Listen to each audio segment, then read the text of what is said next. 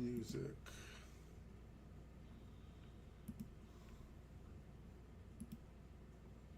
With Asana, AI teammates are here to help keep work on track. Try it for free. Energizer's 3-in-1 Child Shield is the world's first coin lithium battery that has 3 different safety features. With Asana, AI teammates are here to help keep work on track. Try it for free.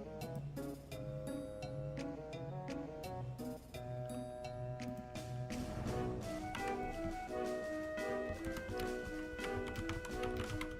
3-in-1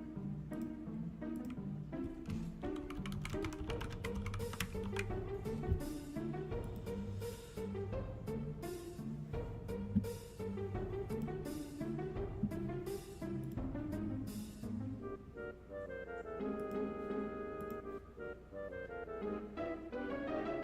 that has 3 different safety I hope you understand. I try to give my opponents, the people involved in the panel, the moderator, my attention.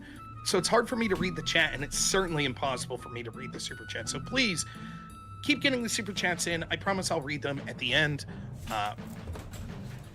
But I hope that people understand that. I really do appreciate all the super.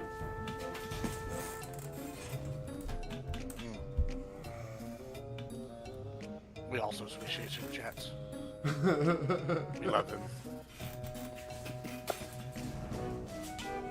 What's up, big man? Little papa.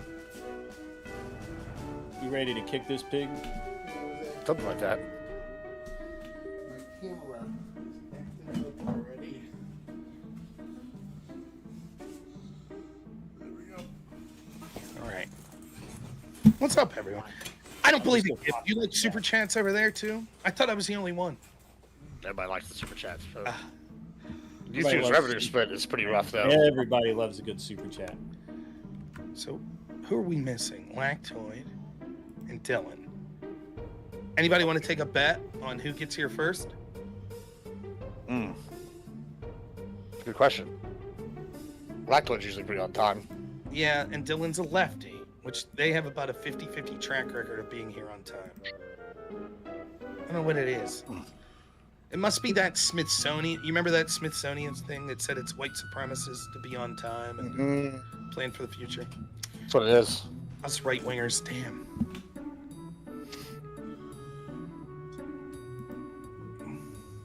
I don't know. My maids came a whole day early today. So, Maids? the fucking Latinas came a whole day early. I don't think that applies to every race. I'll tell you that. Maids? Yeah, they were Maids, like, she's like, plural. Plural. yeah, she goes, one of them today, she's like, oh, this is a new one, Maria. I was like, hola, Maria. And then like 20 minutes later, she's like, no esposa? I was like, no esposa. ¿Tú necesitas papeles? She's like, oh, sí. I was like, yo necesito esposa, eh? It was Listen, what is this gibberish? Don't be speaking some made-up language and violate TOS or something that I'm not. Well, I tell you what, the one thing about that language is, you know, it's the most conservative language. There's only male and female in that language. France had that. I took a little French in high school. Like I always wondered what happened with that. Like, because you learned about gendered words. Is that offensive now? I would assume there's some people that say that that's offensive. Bro, they tried to cancel. Latinx. They tried to cancel Homegirl for fucking having her dog, named Black in Spanish. They tried to like cancel her for it. Like, and she was like actually from like Mexico City.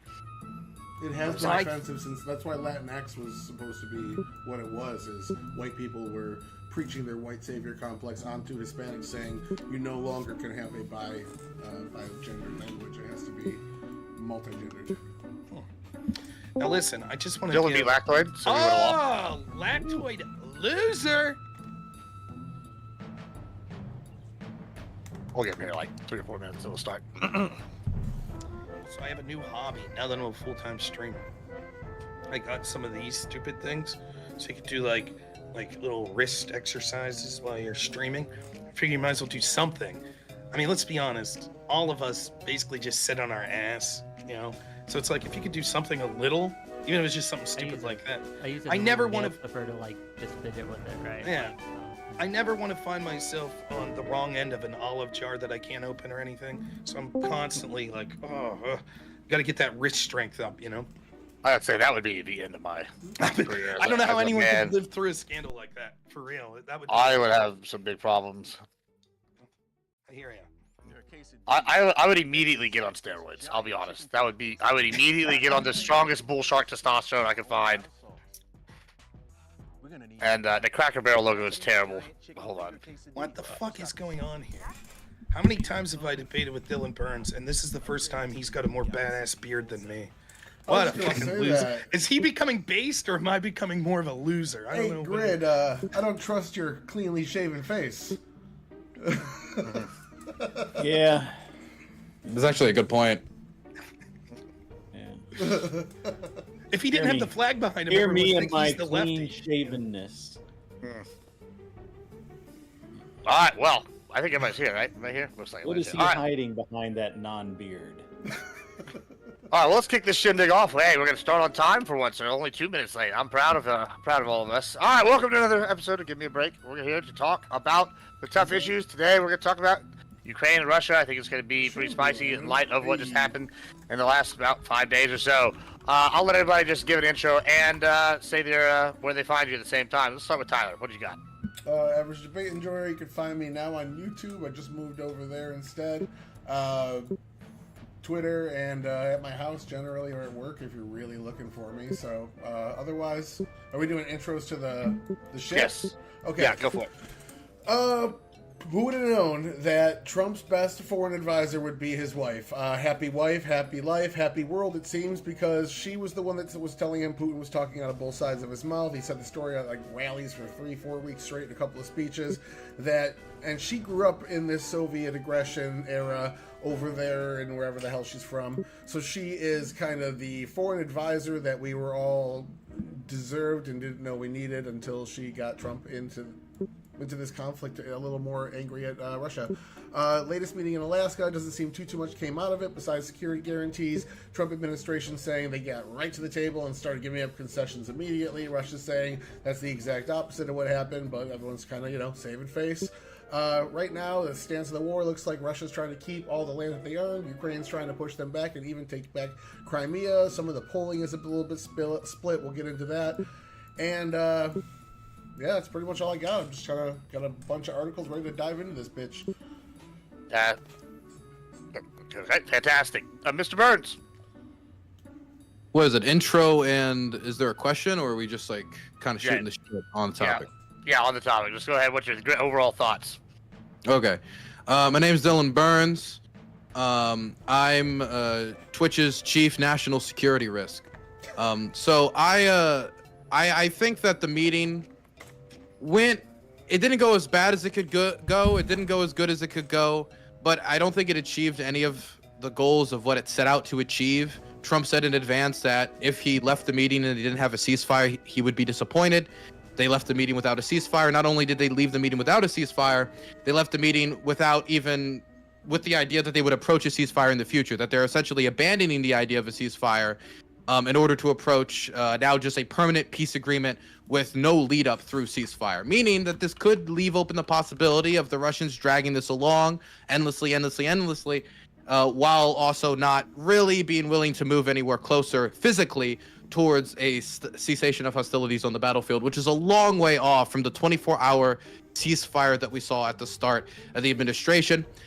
One thing that I thought could have been good was a Putin-Zelensky meeting. This is something I want. This is something that I think would be good.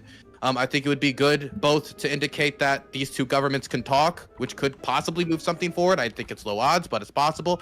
But it's also important to show that the Russians acknowledge the Ukrainians as their natural, they're next to them. They're their neighbor. If you can talk to your neighbor, you acknowledge your neighbor. But so far, even though Trump in the White House and Caroline Leavitt has said that the Russians have agreed to a one-on-one meeting between Zelensky and Putin, the Russian government is indicating something different, with them saying that they actually are much more, they're interested in having a slow escalation of negotiations through higher level diplomats going. So we go from the pencil pusher to the button pusher to the ass scratcher to the doorknob sucker to the window licker, and then eventually you get through the whole bureaucratic circle until you get eventually to that meeting. So we're not any closer to that meeting. And as for the security guarantees that they talked about, that was probably the most promising thing I've heard, but I have yet to hear anything reciprocatory from the Russians to say that they acknowledge that they're going to have to they give Ukraine a significant security guarantee, and they keep referring to the root causes of the conflict, which is usually a synonym for, the maximalist demands. So I have yet to see anything come from this outside of hopefully some more prisoner exchanges, which is what I think will probably end up being the most substantive part of all of our negotiations with the Russians, which is the only real benefit we've gotten from them so far. All right, thank you so much. Grid. Yeah, I'm Grid One Motorsports. You can find me on YouTube and other places if you look. I got to be honest, I'm a little disappointed with the way the meetings went. I was actually really happy that Zelensky showed up in a suit. That was promising. However, I still think that he has almost no interest in ending the war, even Very less than important, Putin of does, course. despite his country wanting him to. And so I'm not really encouraged much at all that there will be a ceasefire. I think that overall, Trump is fighting an uphill battle here. I do think that, as Tyler mentioned, I think Trump always understood that Putin would talk out of both sides of his mouth. I think that perhaps he didn't really expect quite as much as he got, which I think he acknowledged to some degree. And I think he is very disappointed in the way that this peace process is going. He's on record as saying that this was far more difficult and involved than he had envisioned going into it. He thought we'd have a deal by now. Obviously, we don't.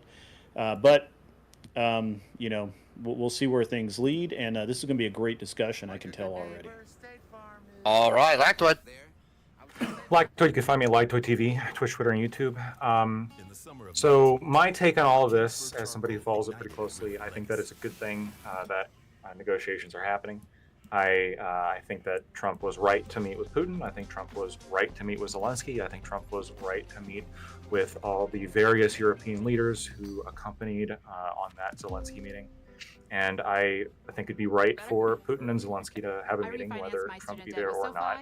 I think that when world leaders are talking about peace, that's always going to be a good thing, especially when this war has been so brutal. I think, we did learn, we didn't get a ceasefire, and we actually had a panel, myself and a few of the people here, where we put a relatively high chance that we weren't going to get a ceasefire, and that looks like that kind of happened, unfortunately. But we did learn a few things, and I think one of the things we learned, or a couple things we learned, was that for the first thing, Zelensky should have just worn a T-shirt. That was a woman's suit. It did not look very good on him. Did not look flattering. He should have just come with a T-shirt. Seriously, I don't know why people are bullying him about the suit. Seems like a really weird thing, and the fact that he sort of compromised and looked awful doing it, very, very poor choice. But on a more serious note, it looks like the security guarantees are sort of being talked about again. It looks like they're nearly identical to the security guarantees that were first proposed back in March of 2022 at the Istanbul Peace Conference, about a month after the 2022 invasion. So, I was surprised to hear that the Russians are still up for that, considering their battlefield victories. But it looks like, that's, I guess, good news, although it's not something that we haven't heard before. I mean, the security guarantees are, from what I can tell, proposed to be substantially similar to what we've already heard before. And yeah, I mean, I think that's really the main thing that we learned. And the other, I guess, main thing is that I don't know if Russia's going to get tariffed now. I mean, that's not really talked about anymore, so we'll see. All right, Rob. Yeah, Rob Noor, Normal America with Rob Noor on YouTube, and just Rob Noor or some form of Normal America on Rumble, X, other platforms like that. I think that the fact that these talks happened was a very good thing. It does a couple of things. First, less important is you can see the people that are livid that Trump would sit down with a hostile world leader or an adversarial world leader like Putin, because it's not that these media people, these Democrats, are worried that Trump will fail in his negotiating tactics. It's that they're worried he will succeed. And they don't want that. That doesn't benefit them and their agenda to go after Trump. And it certainly doesn't benefit many of these people, whether they be neocons or they be sort of neo-libs that embrace that neocon ideology that sees benefit in, like Lindsey Graham said, bleeding Russia out.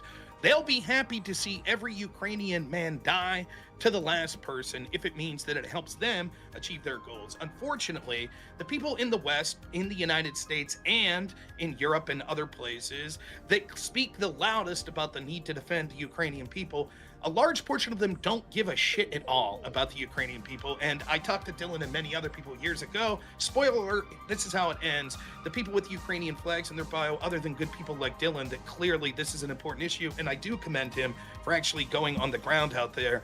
And regardless of our disagreements on this issue, I think that takes a real person with convictions to go out and do something like that. So I pray that he and his friends stay safe and that there's no excess bloodshed, but that's not going to happen, unfortunately.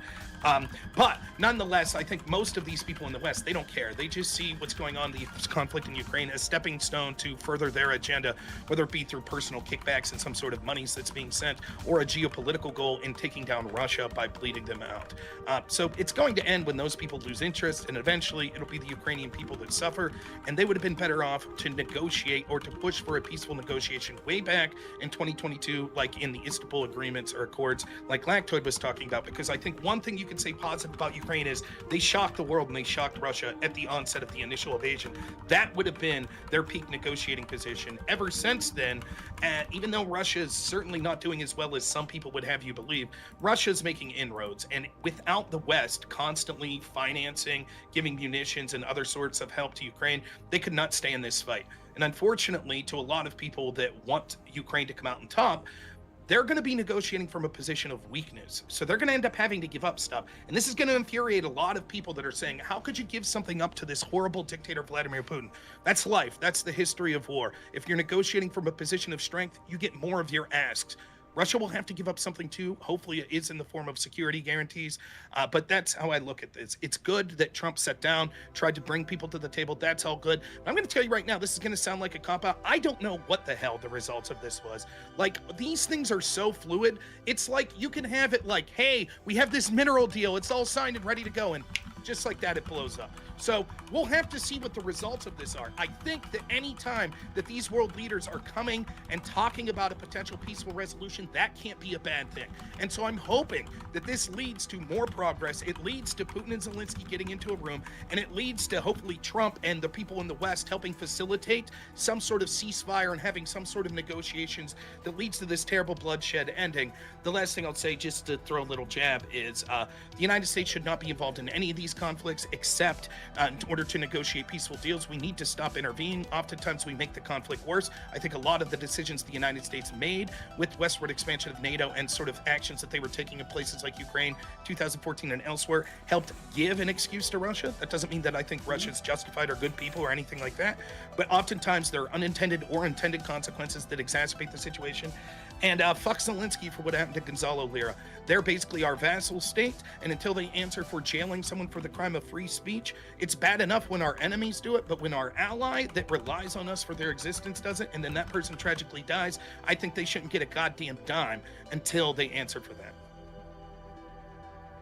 Thank you so much, Wick. Okay, so a lot to address here. Little rich about jailing people for free speech when Trump's sitting around jailing immigrants for free speech and speaking out against Israel right now. That would be a crazy thing for someone to do, to send someone to jail for writing an op-ed that's anti-Israel. That'd be a terrible, terrible thing, right, Rob? But regardless of that, that's not the topic tonight. Tonight we're going to be talking about the Alaskan summit and the follow-on summit, or it's not really a summit, but the meeting with the European leaders and Zelensky with Trump. I actually think the meeting with Zelensky and the European leaders, decent. I mean, nothing happened, but that's the best kind of outcome in these things, right? That nothing actually happened. That's kind of the best outcome we could expect with Trump at the wheel here, right? Look at the meeting last time with Zelensky and how terrible it went. I find it amusing that they made JD Vance kind of stay silent during the meeting this time. Good call, actually, and I will praise Trump when he does something correct, like he did there, and just sideline JD Vance for that, so he couldn't interrupt and disrupt again. So that's good. Let's see. When it comes to peace, sure, I hope peace is going to come, but I don't think it's going to. I think Putin is just running around in circles. Oh yeah, sure, we'll get peace. Sure, in a few weeks we'll have another meeting. A few more weeks we'll have another meeting, and he's kind of just leading him along while he does whatever it is he wants. The only way we're going to achieve actual lasting peace is to stop Putin, right? Whether it be in Ukraine, whether it be in Poland, or whether it be in some other area where he next decides to take a little chunk, take a little piece, just the tip. And when he does, obviously, MAGA and the Republicans are say, yeah, you should just let him have it. Just let the dictator have it. Peace in our time, gang. Peace in our time. Just the Rhineland, right? Just the borderland, just a little. And they'll certainly stop this time. It won't be like all the other times. But we'll see. I hope I'm wrong, frankly. I hope I have egg on my face, and people are like, and Rob and Lactoid and all the others are like, ha, you were so wrong, Wick. He got it done, and everything's good. I hope that's true. I just don't think it will be. That's my thoughts. All right, thank you so much. Let's get started off start this off. Let's examine it. If we think Trump is the guy for the job to solve this. We've seen recently, Pakistan has claimed that Trump helped in the India-Pakistan war. Cambodia nominated him for a peace prize for their truce. Rwanda and the Congo has credited Trump with their peace deal. Some argue that, maybe he stopped the war with Iran because we went in there and dropped the big boy bombs. I know that's controversial. I know the Indian one's controversial. Do we think that he is the guy that's going to be able to get this done? Thoughts? Could be. Abraham Accords as well. He got a bunch of people that didn't normalize trade with Israel on board with normalizing trade and free access. So maybe. I want to be generous to Trump here. For example, I think that what he's trying to do with Azerbaijan and Armenia is good. I think it's a good thing. I think it helps American influence in the region. I think that providing a corridor between the Azerbaijanis and the enclave behind Armenian territory is a good thing.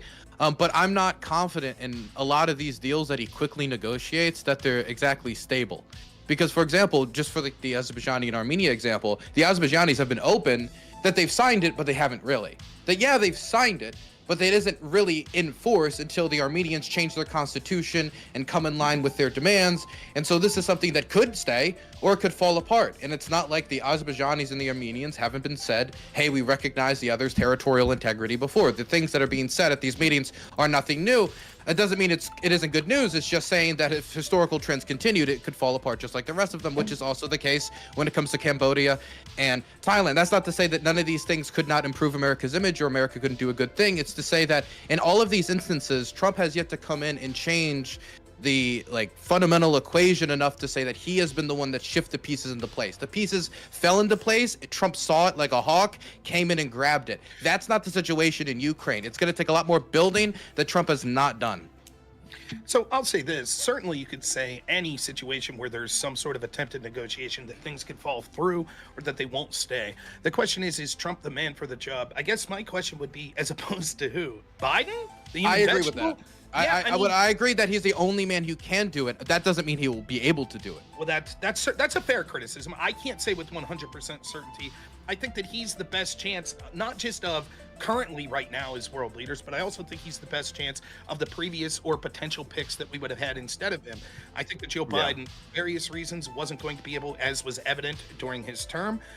And I think that Kamala Harris would have been more of a continuation of that. Look, it's worth saying, regardless of what you think of Donald Trump, and I criticized him, for example, with the bombing of Iran. That is something that I was critical of at the time. So far, things have came out about as swimmingly as they could as a result of that. Though, mark my words, if there's some terrorist attack that's blamed on Iranians in the next 6 months, people would look at that as a potential reason for blowback, and I don't think they would particularly be wrong. Nonetheless, my feelings on that strike aside, one thing that does is Trump has this lean of he hates war, but he's unpredictable. And he's the definition of walk softly, not in the way he talks, obviously, but softly in that he seems to at least speak out against war, but he has that big stick of being unpredictable. And so he's willing to sit down with someone like Putin. I think that you could see that the Democrats' position, no, we wouldn't have sat down. So what's the potential peaceful negotiation? The same with Zelensky. He's willing to sit down with them, and he's saying, even if you think it's just because he's a selfish SOB who just wants that peace prize so he can say, see, Obama did it, but I did it better. Even if that's the reason, he's at least willing to sit in the room with these people and try to be this grit, it's sort of arrogant where he wants to be this guy that brings in two people from different sides, just like in the business world, and sit there and be like, well, let's split the baby. Here's what we'll do instead. But at least that gives you a chance at a peaceful resolution, and I didn't see that with Biden. The problem with this idea, just real quick, the problem with this idea that Trump is unpredictable is I don't think it's true. I think he's extremely predictable, actually. He will do whatever the last person who he trusts that is in the room with him tells him is a good idea. And that will last until someone else comes in the room that he trusts that tells him, oh, no, actually, this is a good idea instead. And that is utterly predictable. You can track what he does based on this metric. Like, this idea that he's this unpredictable maverick that you can't really predict ever, it just doesn't bear out in fact. Okay, Wick, let's test this real quick. Who's going to, real quick, who's going to have his ear a week from now? Putin. You're certain of that? Is Putin have his ear right now? Is he listening yes, to Putin right has now? his ear right now. He's so your calling claim is that the last person in the room with Trump right now is Putin. That's who Trump's listening to? Well, the last person in the room was the European leaders, but that's going to change when he talks to Putin next. But you just said that Trump's super predictable. Whoever he's paying attention to and who's in the room, that's will decide what he does. So I'm asking you a week from now, who will that person be? Again, he's supposed to call Putin. Okay, a week and a half from so he's going to be listening. So all you're trying to do here is say, well, Wick, you specifically don't know who's going to be in the room with him, and that might be true, but other people do. So what I'm suggesting to you is two things. One, that you're full of it. That's not as simplistic as you're making it. Literally, the last person in the room is exactly who Trump is.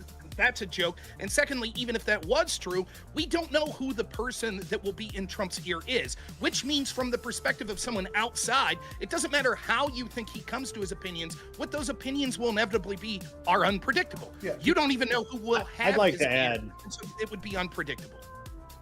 I'd like to add a couple of things. First, Wick, that's an amazing claim, but he didn't listen to Elon at all when Elon made his recommendations. He said, Elon, I'm sorry, you're wrong. He gave him Doge. He let him run Doge. He let him have the run of the field. It wasn't only until Stephen Miller came in. Hold on. It wasn't until Stephen Miller came in and convinced him otherwise. He didn't let him run Doge. He hired him to run Doge. That's two entirely different things. That was literally his job to do that. Like you're like, well, he just let him run rampant. No, he didn't. He had a job. Hired him and then let him run it because he hired him to run it. Like, yes, it's the same thing. Sure, You just said the you same thing I can did. spin it that way, but that's fine. But even more important, Wick, and actually I wasn't really aiming at you with this. I think that the biggest and most interesting thing that that Trump's doing a little differently than I think most of the other world leaders would consider right now is this idea of what the security measures are actually going to look like because of the no NATO thing, and how we're going to make that work without it being a burden to the U.S. I don't think he has a clear picture of how he's going to make that work yet, but at least he's aware of that's got to happen for this war to end. I don't think Zelensky's going to walk We know away some without things. those. We know some things. We know there's I know not we going to know be U.S. some boots on things, the but it's- there's not going to be U.S. boots on the ground. Yeah, it's not going to be U.S. It can't be NATO. It's going to have to be some again, a coalition. lot of these kind of mirror the negotiations that were happening very early on, right? No kind of permanent military presence and from military bases, etc. But their, guarantees are still on the table. One of the things with Trump specifically is I don't agree with this characterization that he'll just go along with whatever the last person says. That being said, I do think he's movable. I think that he will hear people out and he can be moved on positions, and he will be. And so, for example, yes, I think following the Putin meeting, his rhetoric much beforehand was much harsher than it was afterwards. But then going into the European meeting after, he spoke with Zelensky and he's, sitting around the table with Zelensky and all the other European leaders, he is, agreeing with them at parts, but he's couching a lot of his agreement, and he's a lot of his rhetoric is like including things like, and yeah, you're going to have to give up some stuff too, and yeah, and I think the reason why he's doing this is because he's sort of very much like was said, viewing himself as this intermediary that's trying to resolve a conflict between what he perceives like Russia and he perceives like Europe, right? Okay. Because most of the European leaders there have a very hawkish kind of in line with Ukraine position on this. And then obviously Russia is the opposite position. And so Trump thinks that perhaps by kind of taking a more middle ground kind of intermediary approach, that he can bring the two together. Okay, so before we got down to TDS, Trump just goes out the last thing he heard. The actual administration's policy is lined up specifically for this. So the attack on Iran, what it did was it destabilized trade routes for Russia to bypass sanctions and bypass tariffs by trading through Iran. One of their top buyers of Su-35 fighter jets and S-400 missile defense system was Iran. Iran's no longer buying those things from Russia. It also, the 25% tariff on India and threats to other countries for doing business with Russia as well, like tariffs coming down the pipeline, as the administration warned. If you look at their foreign policy, it's been isolating Russia on the world stage, as well as when Syria got overtaken, a proxy state of Russia. Russia couldn't even throw troops into there. As soon as it got taken over by people that are opposed to the Russian proxies that were in place, Trump backed them and tried to let them into the Abraham Accords. In every way, Russia is being isolated on the world stage. So they say he's just kind of ad hoc coming up with his foreign policy based on the last whisper in his ear. It just so happens that his foreign policy all ended up going in one way. Like, Rubio is the one in charge of these. Tyler, So, Tyler, let me just ask you a question here, though. At the same time, Iran, established country, they're at like net, I don't know, let's say they're at 40% of their overall capacity. North Korea, they've been at like, let's just say, I'm just making these numbers up, but they're like 3% of their overall capacity. Now they're out of a famine. Now they're getting that frontline training. Factories reopened. Like, is this not a concern that you've like, oh, we destabilized these two pussies that weren't really doing much, and now we gave an actual animal a real hold in here to the world stage? Like, is that not something you're concerned about? North Korea, I'm more concerned that Russia would hurt us than North Korea. What Russia's doing right now is they're taking laborers and working them like slaves inside factories. They're putting them on the front lines to die for the Russian cause. Like, North Korea, maybe they're getting experience, but they're also losing people and giving up their own labor for their own GDP to build by sending them to Russia as a favor. So I'm not that concerned about that as much. No, North Korea's kind of not that big of a threat. Are you not concerned about the technology transfers at all, or like the Russian air defense systems opening up on North Korean boats, or any possible future assistance with their longer range ICBM program? I mean, no more concerned than I was prior to the war about North Korea. Yes, all those concerns already exist. Well, let me piggyback. He's off also that a little still bit. hold on. Russia is also still selling to Iran, by Well, I also want to Yeah, piggyback off that a little bit. Is I know that North Korea's got trade deals with Cuba and Iran to like repair their stuff, their old Soviet tech. They're also, I think this might be a few years since I checked this, but at one point there was only 6 countries and the European Space Agency were the only countries that ever put satellites into space. North Korea is one of them. Like, you're not worried that now they're going to have Russian tech and like be able to really increase their shit? Like, I don't know. If this is not something, and Iran's never done that as far as I know. China and Russia have always had excess. China's been defending North Korea on the world stage for a long time. It was the big thing during the Trump administration when they got China to sign on to stronger sanctions against North Korea. But the same thing on the world stage. Like we look at the economic, Russia's oil revenue year to year dropped June year over year is at 37%. Or 33.7% below what it was last year. They're losing revenue, and a lot of this has to do with the 2025 output of the United States economy with energy. The 3 exports that have been growing the highest are all energy exports. Trade deals worked out with the EU, completely supplanted all the Russian energy that they were buying with U.S. energy, forcing them out of that market. Now we see 17 and upcoming 18th round of sanctions out of the EU. So like all this driving them out of the energy market, again with tariff threats as well, has been hurting the shit out of their economy, as well as hitting them with the 2-punch of taking out trade routes and allies that are buying things from them. Like Russia's getting hit on all sides right now. And let me just say, I'm confused, Gibbs, is even the nature of the question in this sense. Like, okay, Russia bad, we could agree or disagree with that. But it seemed that you brought that up in response to Average Debate Enjoyer saying, look, the attack on Iran was something that helped to destabilize a trade partner. And then it's like, yeah, but then they went to North Korea. So we shouldn't go after Iran because that could lead to other partners for China and Russia and then turning to North Korea? Is that the implication here? I guess the question I'm asking here is, I see North Korea personally, I mean, I know I'm moderated here, but as like a drastic existential threat that's not been remotely realized. They have nukes. They've got the 3rd largest military, or like the 4th largest military, depending on which stat you want to look at. You know, they're in the midst of a modernization program. They used to have just old ammo, right? Now they've reopened these factories, sold all the old ammo. They're making good ammo now. They've got more experience in the CCP, like fighting actual wars now. I think that the fact that they're at like 3% or 5% or whatever percentage we like potential right now, and now they're at like 10%. They have such mass gains that they can make that by enabling them, I think that we're really like letting somebody that's unhinged with the North Korea dictatorship like have the power that we're not. And Iran, I do agree it's good that we've destabilized Iran, because it's not a nuclear power. However, it's like now we've enabled maybe the most dangerous nuclear power. Like I don't know. I don't understand the direct link, right? Like how Trump and whatever actions he took in Iran are responsible for now North Korea getting a gain in technology and stuff. I don't understand that direct link. I think this is a separate debate topic that doesn't really have to do with like what should the United States do vis-a-vis North Korea.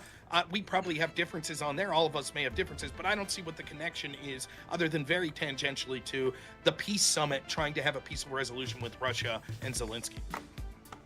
I would say also that while North Korea is certainly less stable than any other country, probably definitely with nukes, they're more. I mean, I don't see them trading with Russia as that big a deal because they're already trading with China, where they get a lot of their technology, and they steal a lot from South Korea as it is. So, I mean, their leaps and gains in technology, I don't think are going to come from Russia directly at all.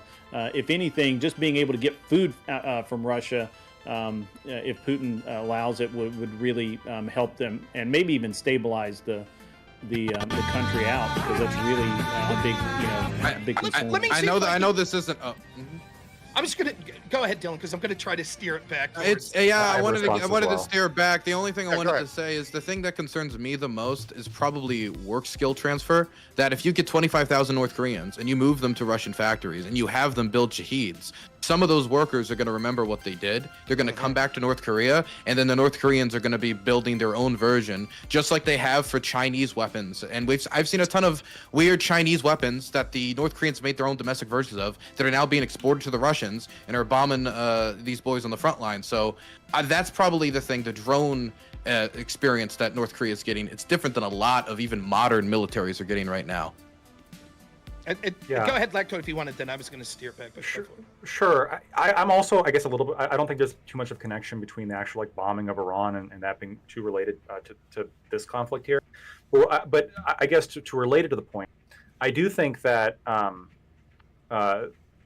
China does keep North Korea somewhat on a leash, and they historically have, right?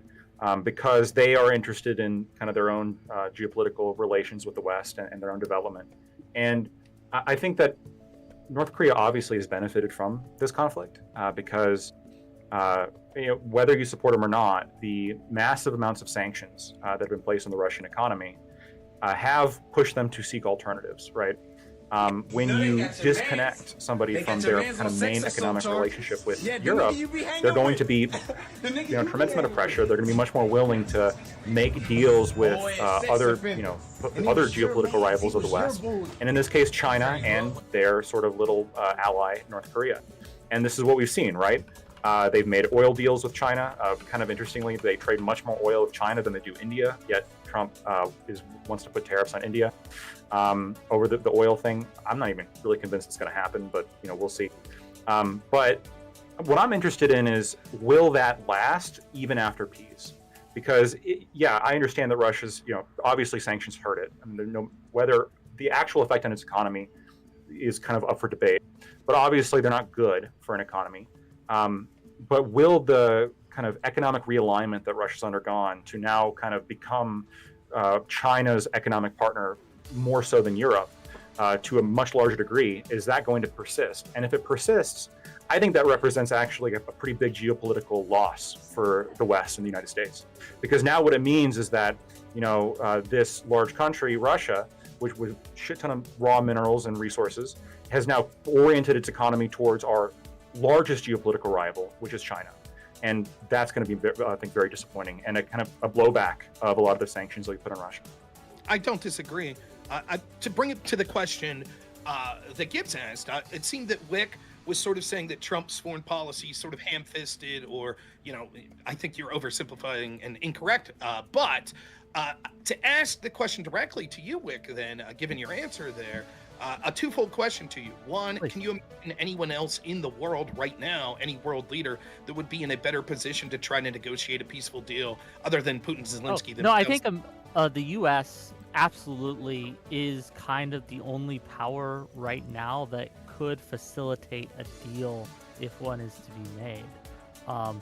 Can it facilitate a deal is the question, and I honestly don't think Putin wants peace.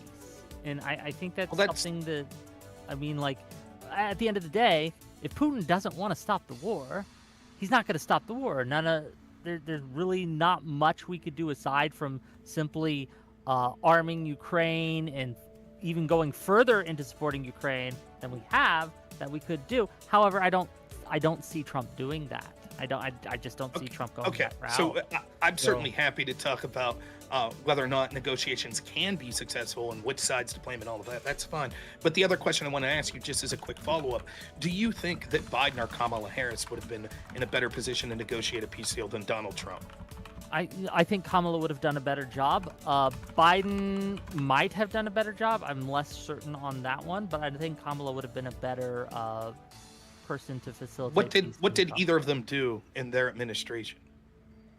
Hold on. They obviously made sure that Russia knew what side that the U.S. was actually on, and they continued to actually arm Ukraine, actually fund Ukraine, actually support Ukraine. Not as much as they should have.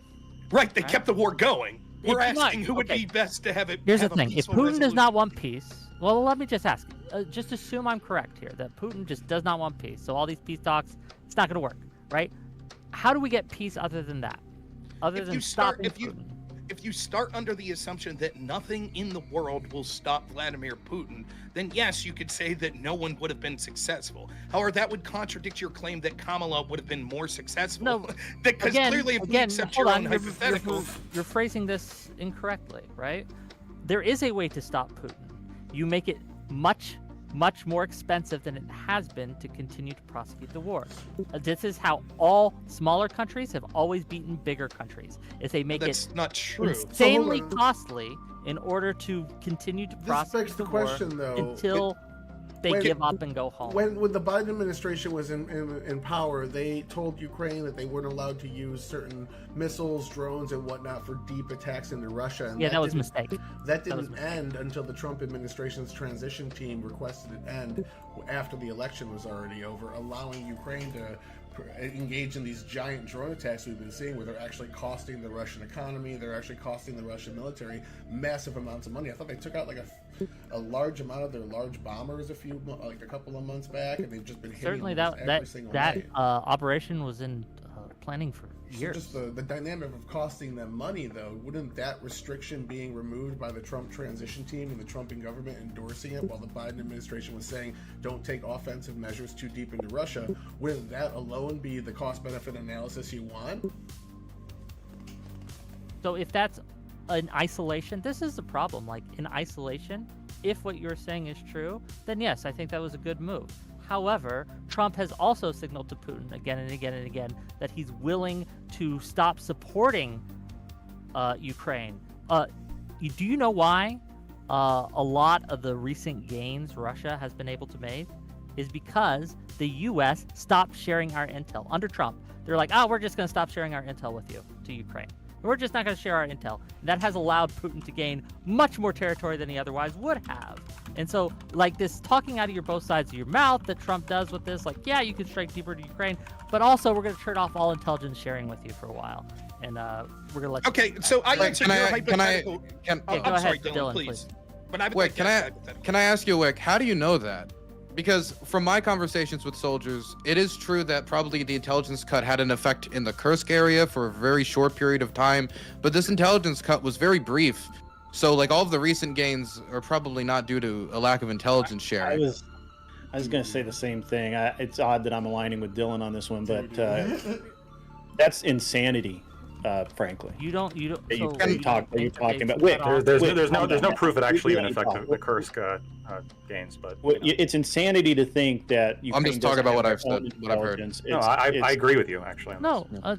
Ukraine don't has know. its own intelligence, but a lot of its munitions, its weapons and stuff relied on our satellites, our intelligence sharing, our kind of giving them like targeting info. Which weapons? Yeah, no, but this is true, Wick. But this is specifically true for the Kursk incursion in a short period where we cut off intelligence sharing, and there was concern about how that affected our use of those weapons in that specific area. And whether or not that's true, the Russians believed it could be true, and so they engaged in an offensive operation, trying to exploit what they thought was an intelligence window.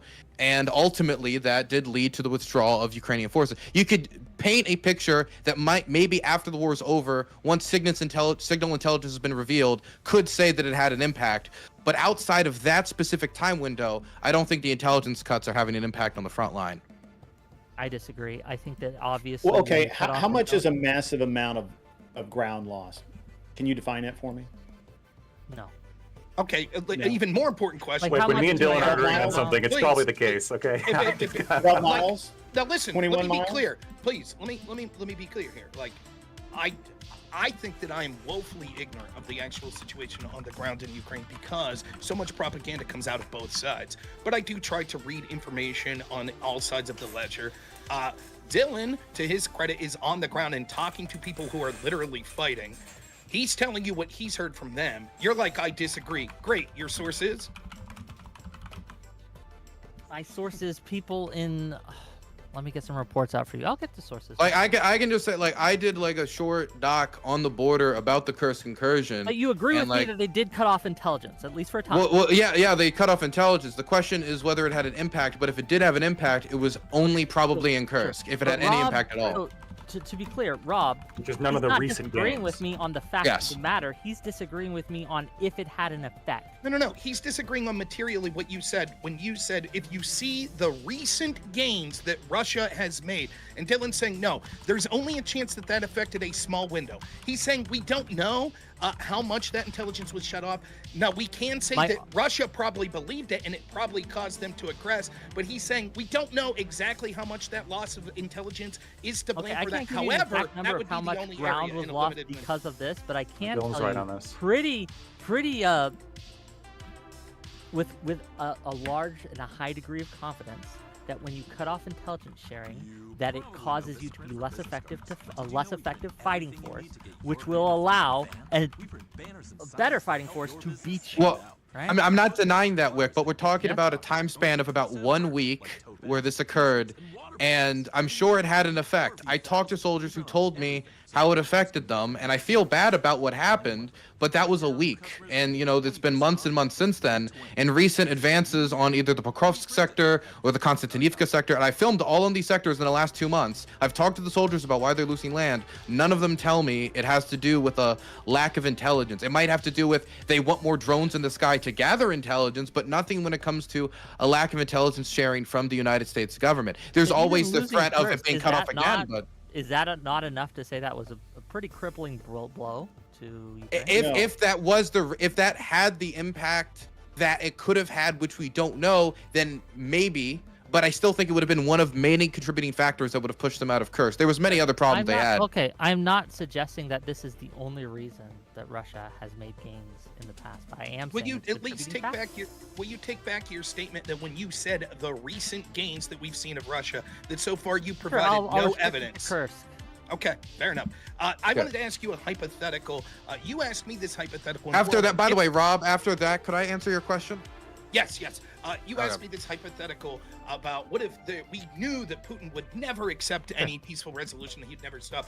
Let's do with my hypothetical. Let's say that Putin actually does want a resolution. There's just things that he wants to see negotiated, like guarantees that they get to keep some of the land, or guarantees that Ukraine won't join NATO, etc. So hypothetically, you have to agree now that Putin does want that. Who would be more likely to bring a peaceful resolution? The guy who's sitting down with Putin and trying to bring him in and facilitate a meeting between Putin and Zelensky, or the people that you advocated for that said, no, we're not going to sit down in the room with Putin, such as Kamala and Biden? Obviously, the one who is willing to sit down in the room. The Thanks. question becomes, are the things that Putin is requiring in order to get peace in this hypothetical something that A, the Ukrainians are willing to accept? Because if they're not willing to accept it, it doesn't matter for the same reason. And B, are they something that would result in actual lasting peace? Or would they I simply believe- be like a Treaty of Versailles type of situation that's going to lead to just more conflict in the future?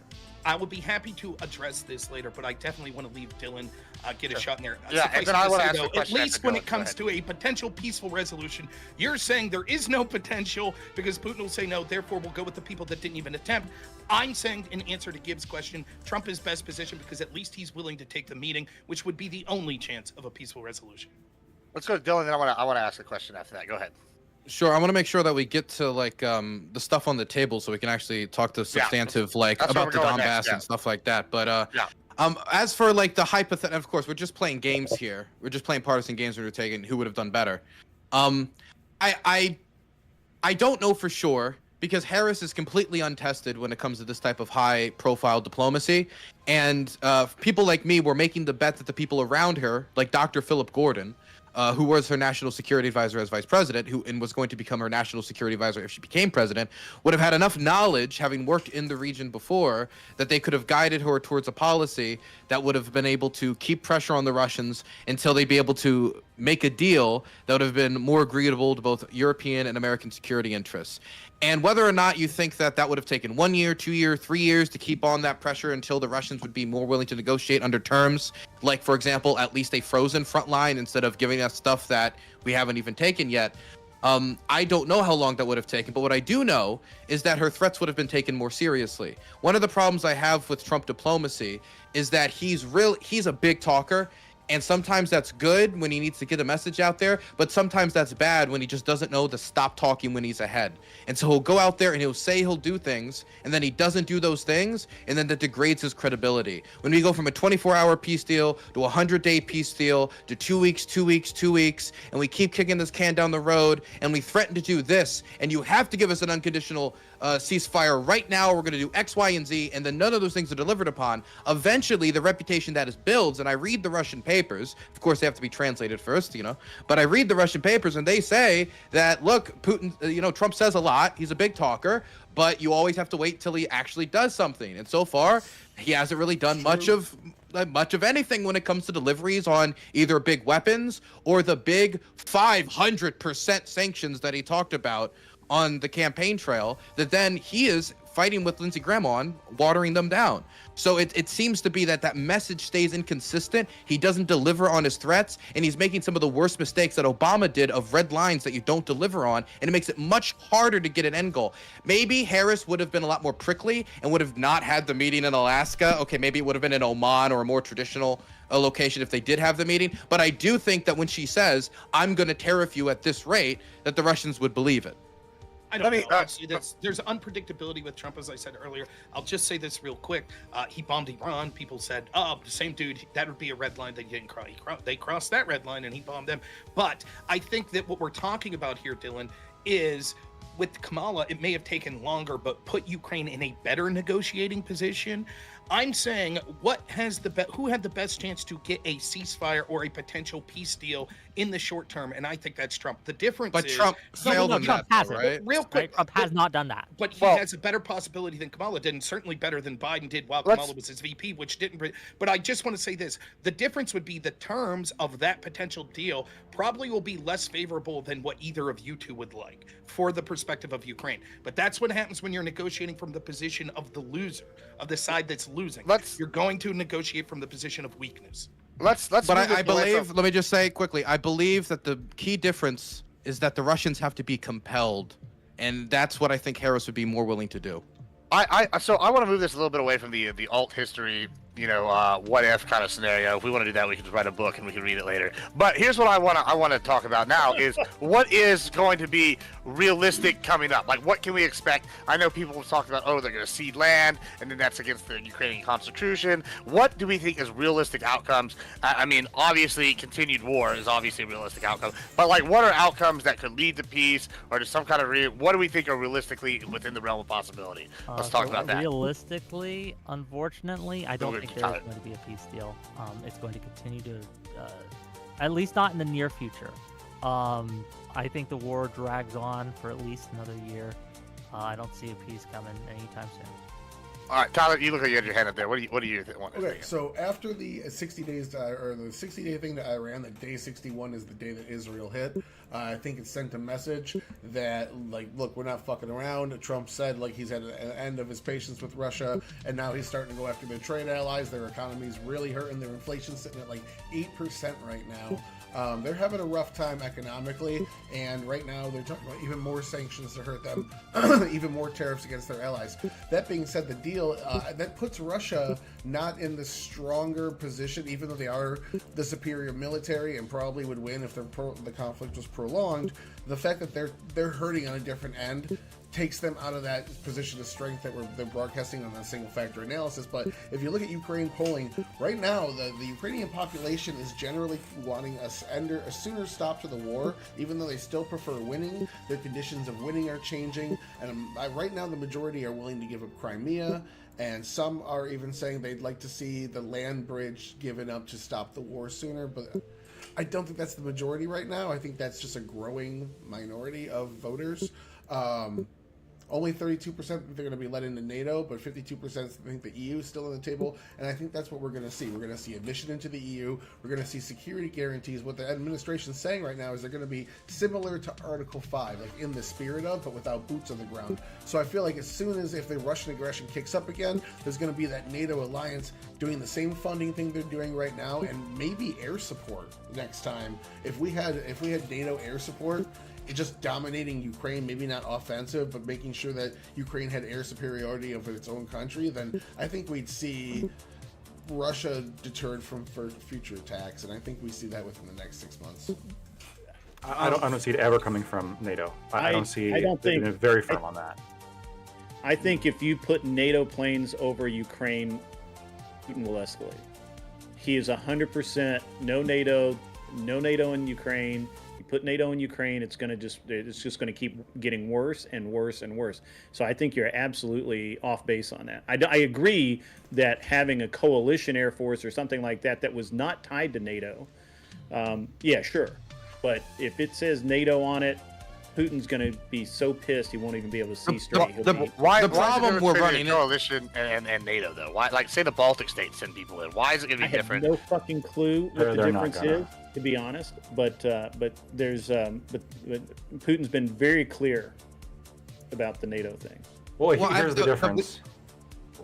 Well, real quick, I mean, the difference is going to be, like, if it's NATO, if there's the risk of some kind of an actual Article 5 involving all of NATO, this is going to be, like, substantially different than a guarantee from some countries that don't involve military bases being put in Ukraine.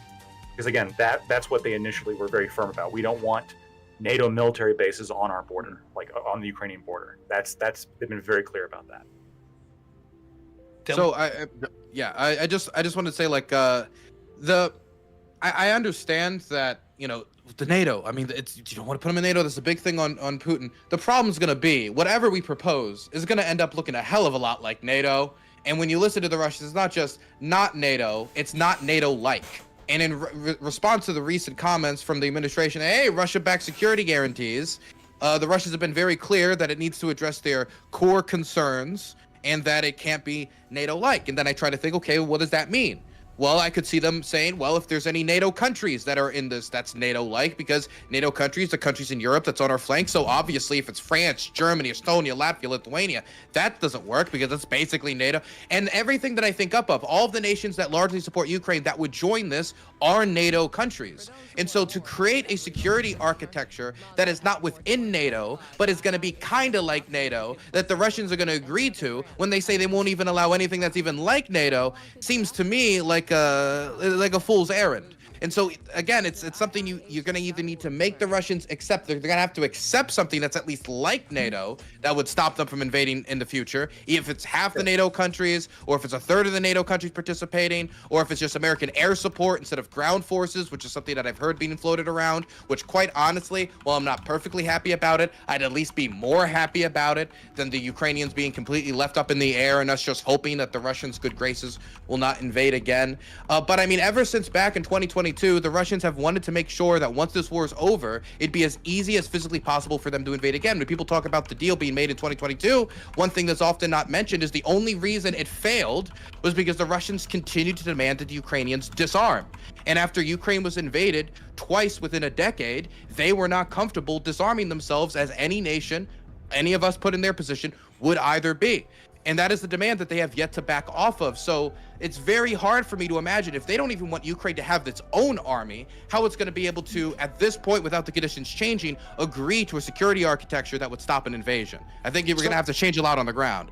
Lecto, before you get to that, just two things real quick. Now, I have to admit that I'm ill-read on the current events on what exactly Russia's saying or what their demands may be. So this is just me spitballing, but two possible things. Maybe one potential solution is that there would be a coalition of some sort of peacekeeping force that would involve some of those Western countries, but maybe it includes people that Russia feels more allied with that maybe the West isn't comfortable with, like China.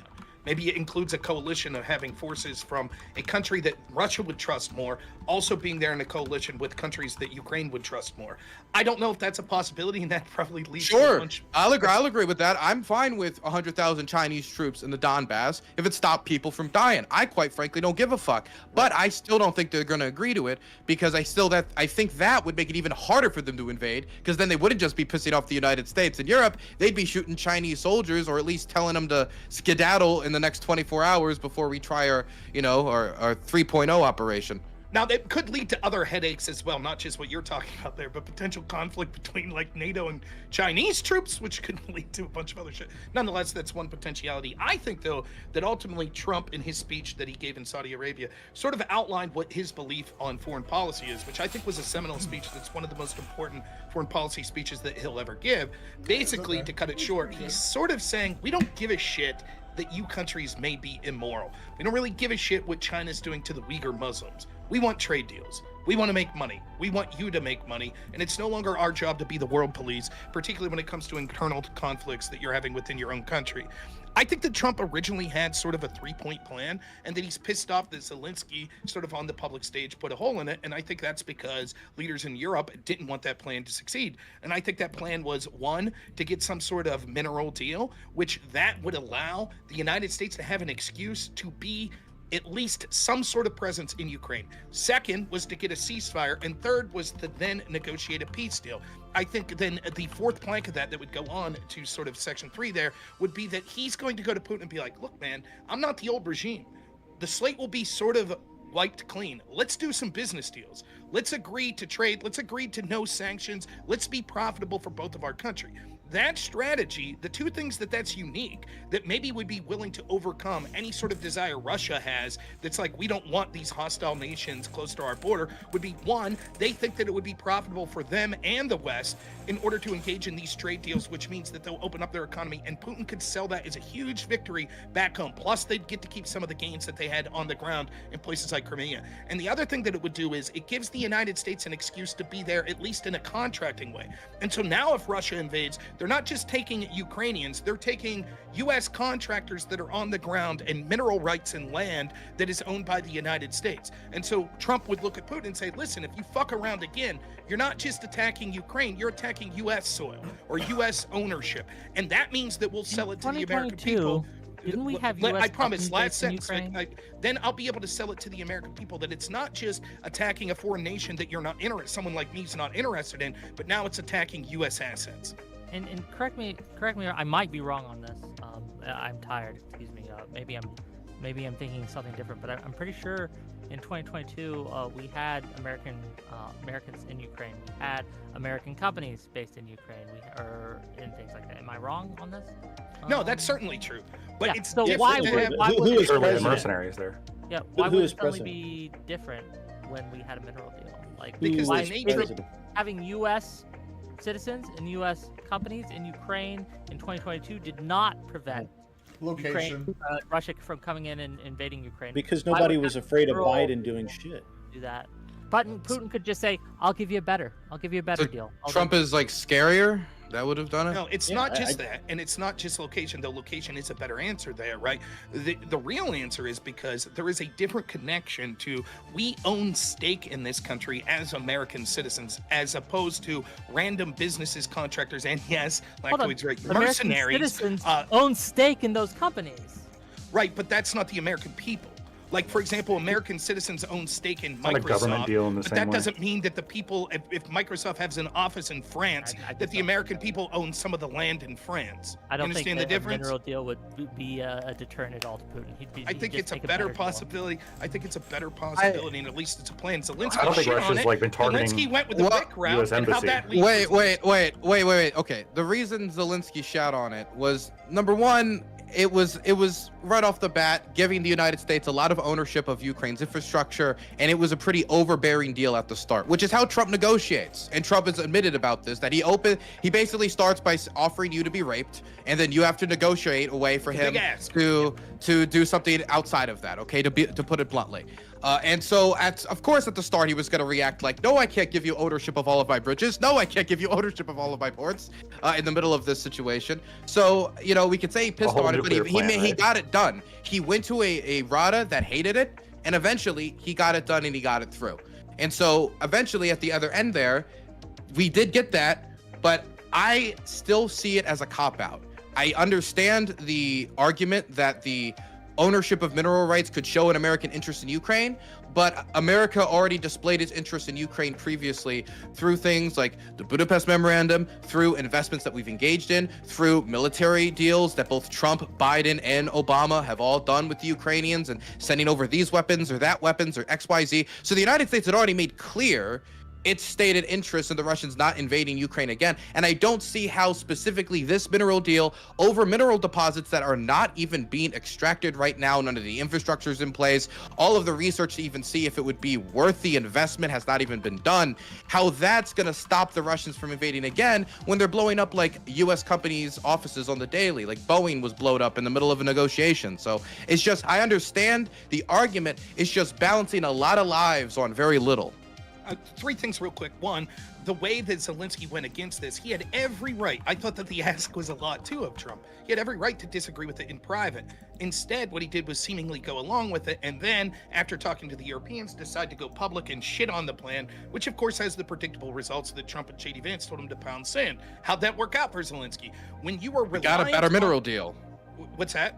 We got a much better Yeah, mineral it deal. The worked mineral out deal that pretty ended up well. passing was Yeah. much better than the original. That's fine. He could have got that same deal without publicly discrediting it, But he- and would have probably been in a better position if Trump not basically Hold on. telling him to eat shit. for Why? once. Why do you say that? Why do you say he could have gotten a better deal? If he had signed the original deal Why? What incentive would Trump or the administration have to give him a better one? He'd already signed it. He wouldn't have got a better deal if he already signed the original deal. My implication Okay, is, so to Wick, Dylan's point, listen real quick. Listen. Maybe you'll learn something. You ready, Wick?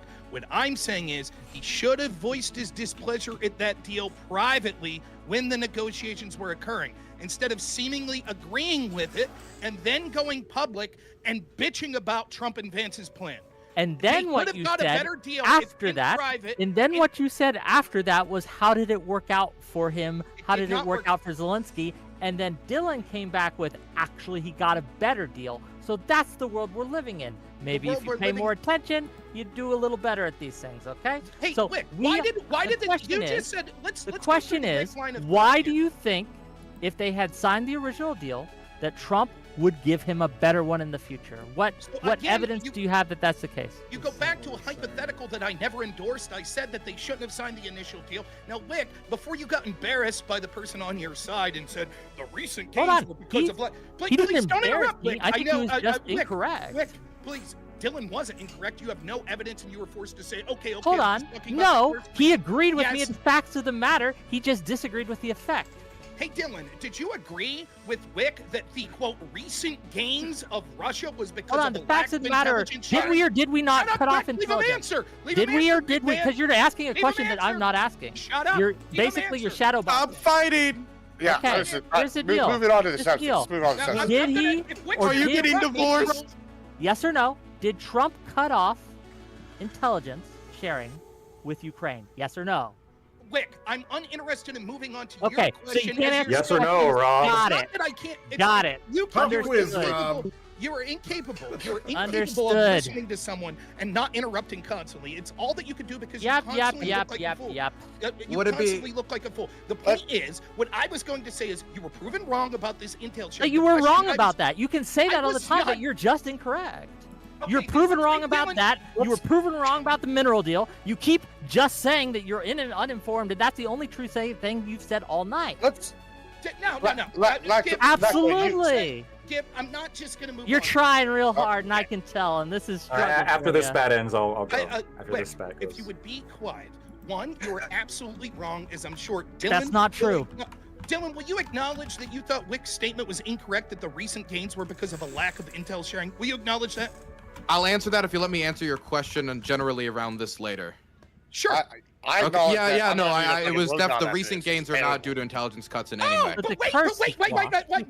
before Wick feels the need, Wick just said that's incorrect. You agreed with him. I- So you would say that Wick's Okay. then doubling down. That's not what I said was That incorrect. is what you said. Now, That's I'll not what I finish said on. was Now, I'll incorrect. finish on. Let's see if Wick's capable of actually listening for a second and answering something in good faith. Now that he's been proven to be wrong again.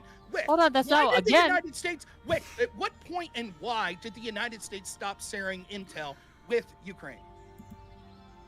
Dylan, would you like to answer it? This fucking buffoon I got has it no pulled clue. up. Hold too. on. Let's mark. Why are you talking about that when we should be talking about the mineral deal, which you got wrong? I didn't get the mineral You deal. did get the mineral deal wrong. What You made a part did I statement. get wrong? Ken, You made a statement saying that if he had signed and not got off I in never public said if about he it. signed. Where did I say it? Point to the timestamp. I said the exact opposite. I'm not gonna go. I can't. I don't have a In fact, let me- timestamp for let me- you. Let me go. Let me. Hold on. Did you or did you not make a quip saying No. that? How'd that work out for Zelensky? Did you say that? I Yes did or make no? that quip. Okay. Now, I did And when not say- Dylan responded to you that it worked out pretty well, is that what he responded? Yes or Did no? respond that, and Okay, where he does did that respond mean- that yes or Okay, no. so Okay. so And then where you does that- said, well, if he had signed it, he would have gotten a better Alright, deal in children. response. Uncle to it. Gibbs, make them stop fighting. Children, enough. Listen, I know Destiny's in the I'm just news, right. but the pedantic I'm Destiny just debate correct. style, we don't And need Rob, to do today. Instead of acknowledging the fact that he got BT. I'm muting both of you. All right, we're moving on. All right, Lactoid, go ahead. Calm down. I want to move on the conversation instead of arguing he said, she said. All right, go ahead, Lactoid, please. Take Yeah, it. no, That's I'm. me I'm on the for, piano. I don't. Go ahead. Lactoid, you're going, Lactoid. for a Ukraine debate, I feel surprisingly calm. I'm surprised at the current dynamics, but so I'm going to calmly. I think I'm going to disagree with something, Dylan, you said respectfully.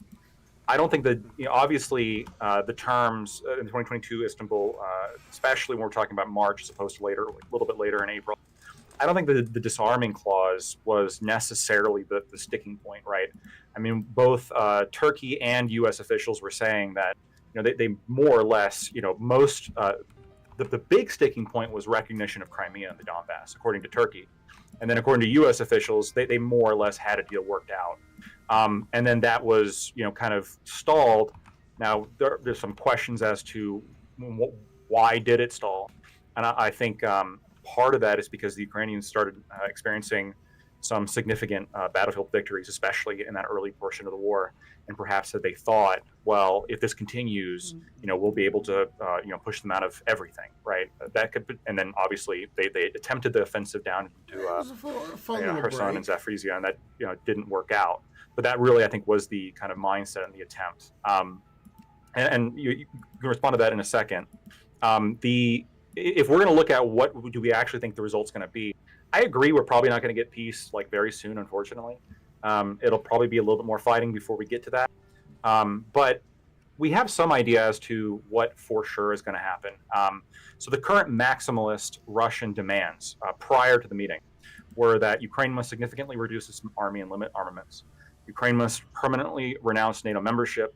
Kherson, Zaporizhia, Donetsk, and Luhansk all come under Russian control, and Ukraine recognizes it. I think that's going to be a big one. Ukraine moves towards joining the EU, and the USA and Europe lift all sanctions against Russia.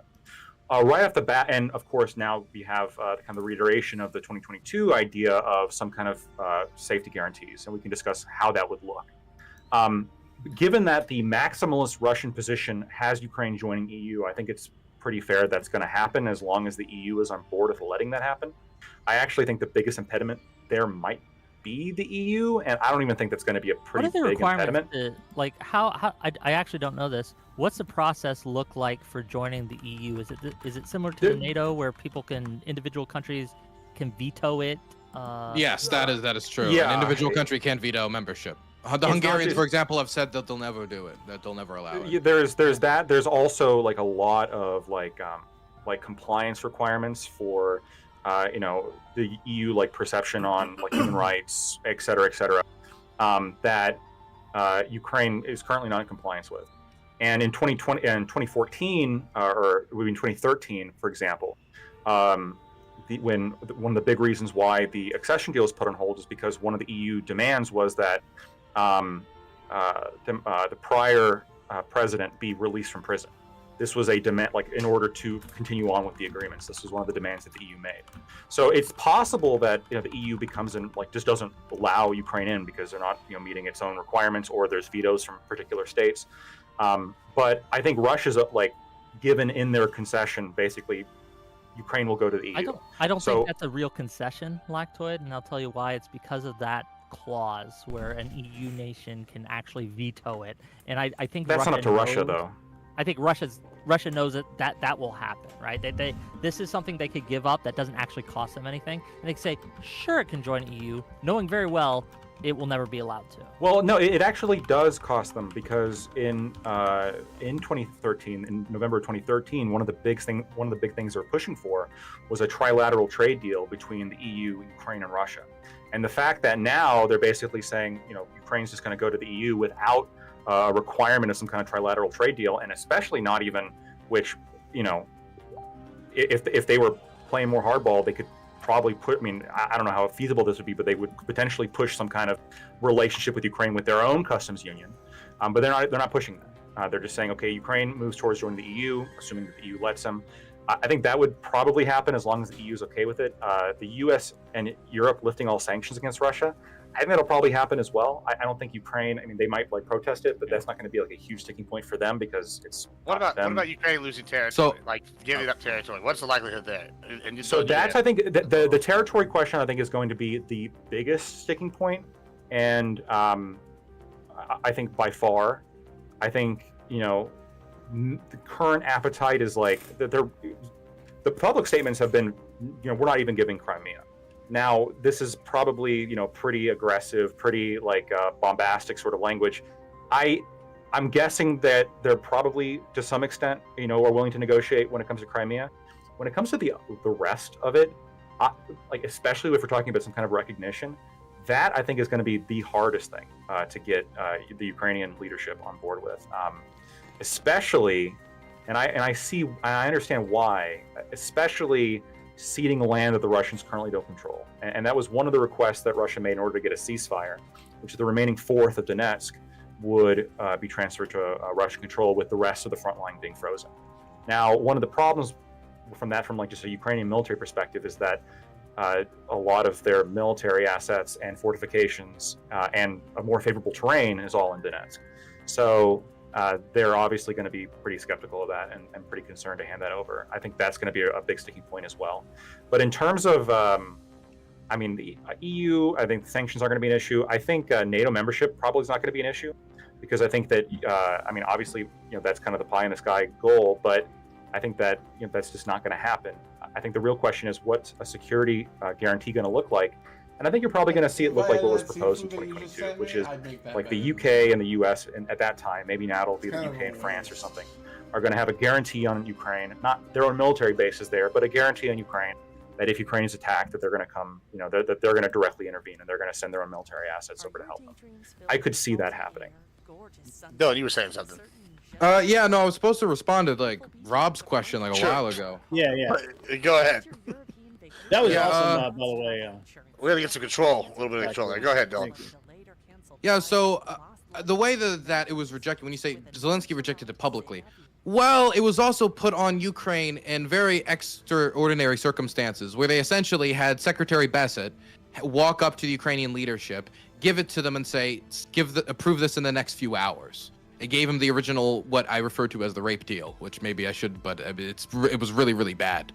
And so the government was then attacked with a public pressure campaign of how they had to accept it right away.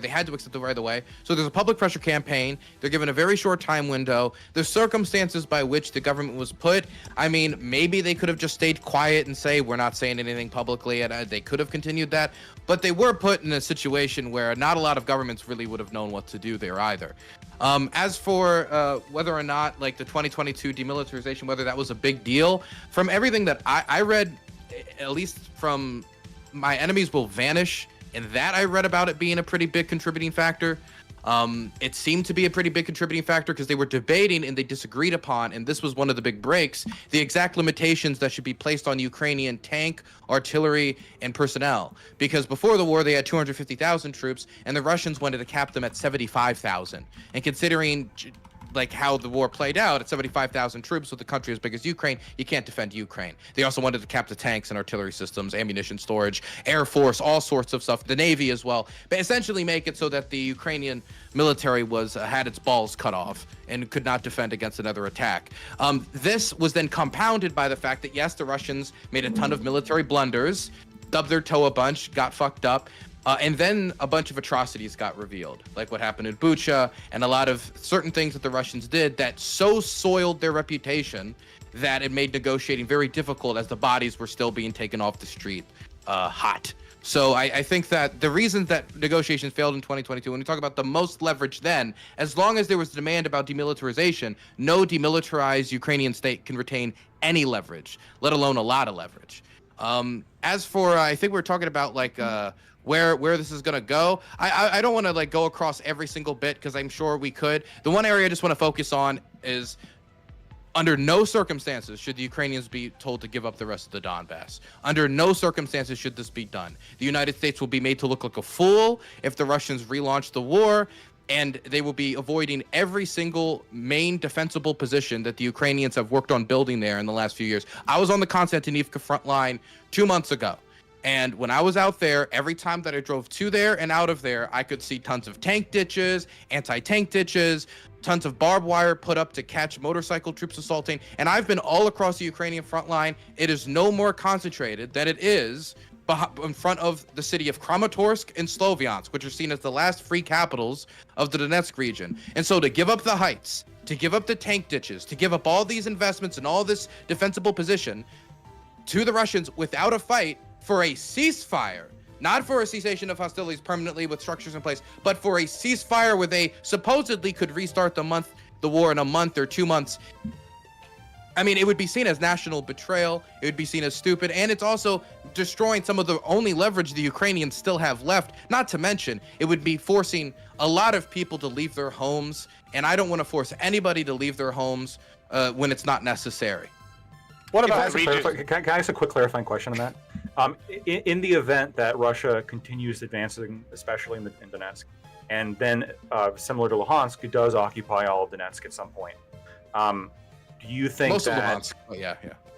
I mean, like 99% at this point. There's like a small, tiny chunk. Well, yeah, I've been to that tiny chunk, so I know it's still there. Okay. So. Sure. If they occupy 99% then of Donetsk, there's a tiny little chunk somewhere that's not currently occupied, let's say. Stepanonsky Forest, yeah. Do you think then at that point the Ukrainians, like, in order to get some kind of lasting peace deal, let's say, that does have some kind of security assurances that are acceptable to you, do you think that the Ukrainians should be open to ceding all of Donetsk at that point, once it's been militarily lost?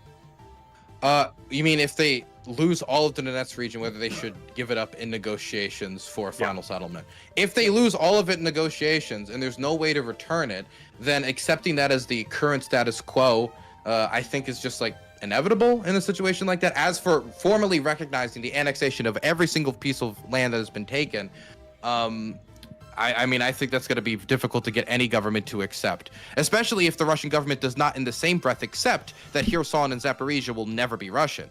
Maybe there's a scenario when the bodies are so bloodied and the people are so tired that they're just like, fuck it, okay? I don't want to send anybody else to die. Just draw the line where it is after the Donetsk and Luhansk regions have been fully captured. But if the Russians say in response to that, sure, we're fine with doing that, but Kherson and Zaporizhia, they're still Russian. Because under the Russian constitution, a city of 750,000 people, and a city where the human safari is going on daily. Ambulance crews and fire truck crews are constantly targeted. It's really bad over there. Those would be given over to the Russians in their ideal system. And if they don't abandon that, why would the Ukrainians recognize Russian gains if the Russians won't recognize that the land that Ukraine then holds is theirs? Because it just could be, okay, next step, next step, next step. They want to end it. They don't want to just start another chapter. Right. I think the concern would be, though, if it militarily gets to the situation where they control Donetsk, like, as I think we both agree on this, that Donetsk is much more defensible, just from both a terrain perspective and like the amount of military investments that's been made in that area. I think, just from like, I guess this is just my thoughts at this point. The Ukrainians are like our major trouble at this point, right? Because they don't have the same kind of defensive capability that they would otherwise have. The land is much harder to defend. There's less of those tank dishes, a lot more open. And so, it might get to the point where, like, let's say it gets to the point where the Russians occupy Donetsk, and now they're just faced with this. Then they want to keep going, big open right? field. Go take Dnipro, right? I understand what you're saying. Keep going, right? I mean, I understand the concern. Obviously, I have that concern too. It's part of the reason why the Finnish president told Trump. And this was probably like, I felt like I was transported back to 1916. He said, Kramatorsk and Slovyansk is the fortress against the Hun, Mr. Trump. And apparently, Trump actually reacted really positively to that. That's the type of stuff that works on Trump. So maybe we just need to go out there and start talking like an old 1915 British war propaganda channel. Like, the Huns have come again to destroy our good, beautiful buildings. Like, I don't know. But I understand what you're saying, but I also don't know where the Russian army is going to be, because one intelligence assessment from the American government says that they could take Kramatorsk and Slovyansk in 2 months. I don't know what crack they were smoking or what type of Lviv sitting that person was doing. It's just not true. Is it possible that they could take it within the next year or so? That's something that's going to be a little bit more debatable. And the question is whether it's going to be a horrible, bloody slog by the time, if they even can get on the other side of it, could they continue the war? Because they haven't had to fight for a fortress city like Kramatorsk before. They haven't had to fight for a fortress city like Slovyansk before. The Battle of Bakhmut is not the same. I mean, the Battle of Avdiivka is not the same. This is a much larger city, twin cities next to each other, both with over 100,000 people, and it's been built up over a long period of time. And the lead up to the city in those wide open fields, they are making a killing ground. When I was in Konstantinivka with the drone team, near the lake to the south of it. If anybody wants to go look at a map, they can look at the lake to the south of Konstantinivka. That's where I was. Every 5 seconds they were throwing out an FPV drone. Every second somebody was awake, they were throwing an FPV drone, and they were bleeding out everywhere. It was sad to watch these guys die like that in these tree lines, trying to move from tree line to tree line with these little thermal blankets, and doing that all the way through Kramatorsk at the rate of advance they're doing right now is going to be so painful that I quite frankly can't tell you what the state of the Russian armed force is going to be if we got to that scenario that you're talking about. If I can respond, Let's go to Rob. Yeah, we're gonna go to Rob, then Grid, then Tyler. Go ahead. If I can respond. So first up, I'll just say I'm enjoying the conversation. It's interesting without Wick interrupting everyone how actually things could be. Wow, you brought can't up, keep so my that's name out of your mouth. Secondly, Dude, every time you please, mention me, I'm going to please, talk more. please, I don't want to make you know. Rob, go ahead. Can't help himself. Let Rob go. We'll come back to you. Proves the point even there. Second, to answer the point that Dylan was saying directly to me. Yes, but it's not just they still could have said, no, we don't accept it, the mineral deal. It's not that they rejected the mineral deal publicly. It's they rejected Trump's plan for an eventual peaceful negotiation. Wick, can you please control yourself? No. Please. Fuck Just try to, Wick, Fuck off. it's not a good look. Please, just control yourself and It's not let a me good finish look my for point, you, and then yeah. you'll have a chance to If respond. you're going to That's mention the my name, I am going to respond to you. If you keep my name out of your fucking mouth, then I'll be quiet. Wick, Will Smith don't over here. address me Will or Smith. anyone else. Please be Yeah. quiet and let people talk. If you don't know what you're If you talking keep about, my then name sit out there of your quietly. Okay, I can please, talk please, about please, whatever please, it's my please. turn to Rob, talk. make your Wife's point. Make your name. point. We can Right, Keep yeah. my Rob, Wick's come on. name That's- out. I don't want to have to be eating people all the time. Right, Rob, to your point. Go to your point. Some And then some I real know Grid Will and Smith Tyler want to get energy in. there from Wick. Oh, Jesus Anyways, Christ. so the point is, yes, they didn't just deny the mineral deal publicly. They were willing to sign it. What they did was they besmirched Trump's plan of trying to have peaceful negotiation. Now, it is true, as Wick illustrated. Wait, are you that I talking did- about the? I'm sorry, I'm just trying to clarify. Are you talking about the mineral deal itself, or are you talking about the sit-down meeting that Zelensky Correct. and? The Okay, sit-down so you're talking about the meeting meeting. Okay, Correct. I thought you were talking about when Secretary Bessent approached the government and said, "Accept this now," and they're like, No, "What? no, no. What?" Okay, Now, okay. what I'm saying is they should have denied it then. But what I'm saying is to, in the background, whatever the circumstances were, seemingly agree with this, and then in public, after meeting with European leaders, sort of disparage the plan that Trump and Vance had was a bad move. And so Wick's correct that I said, where did that get them?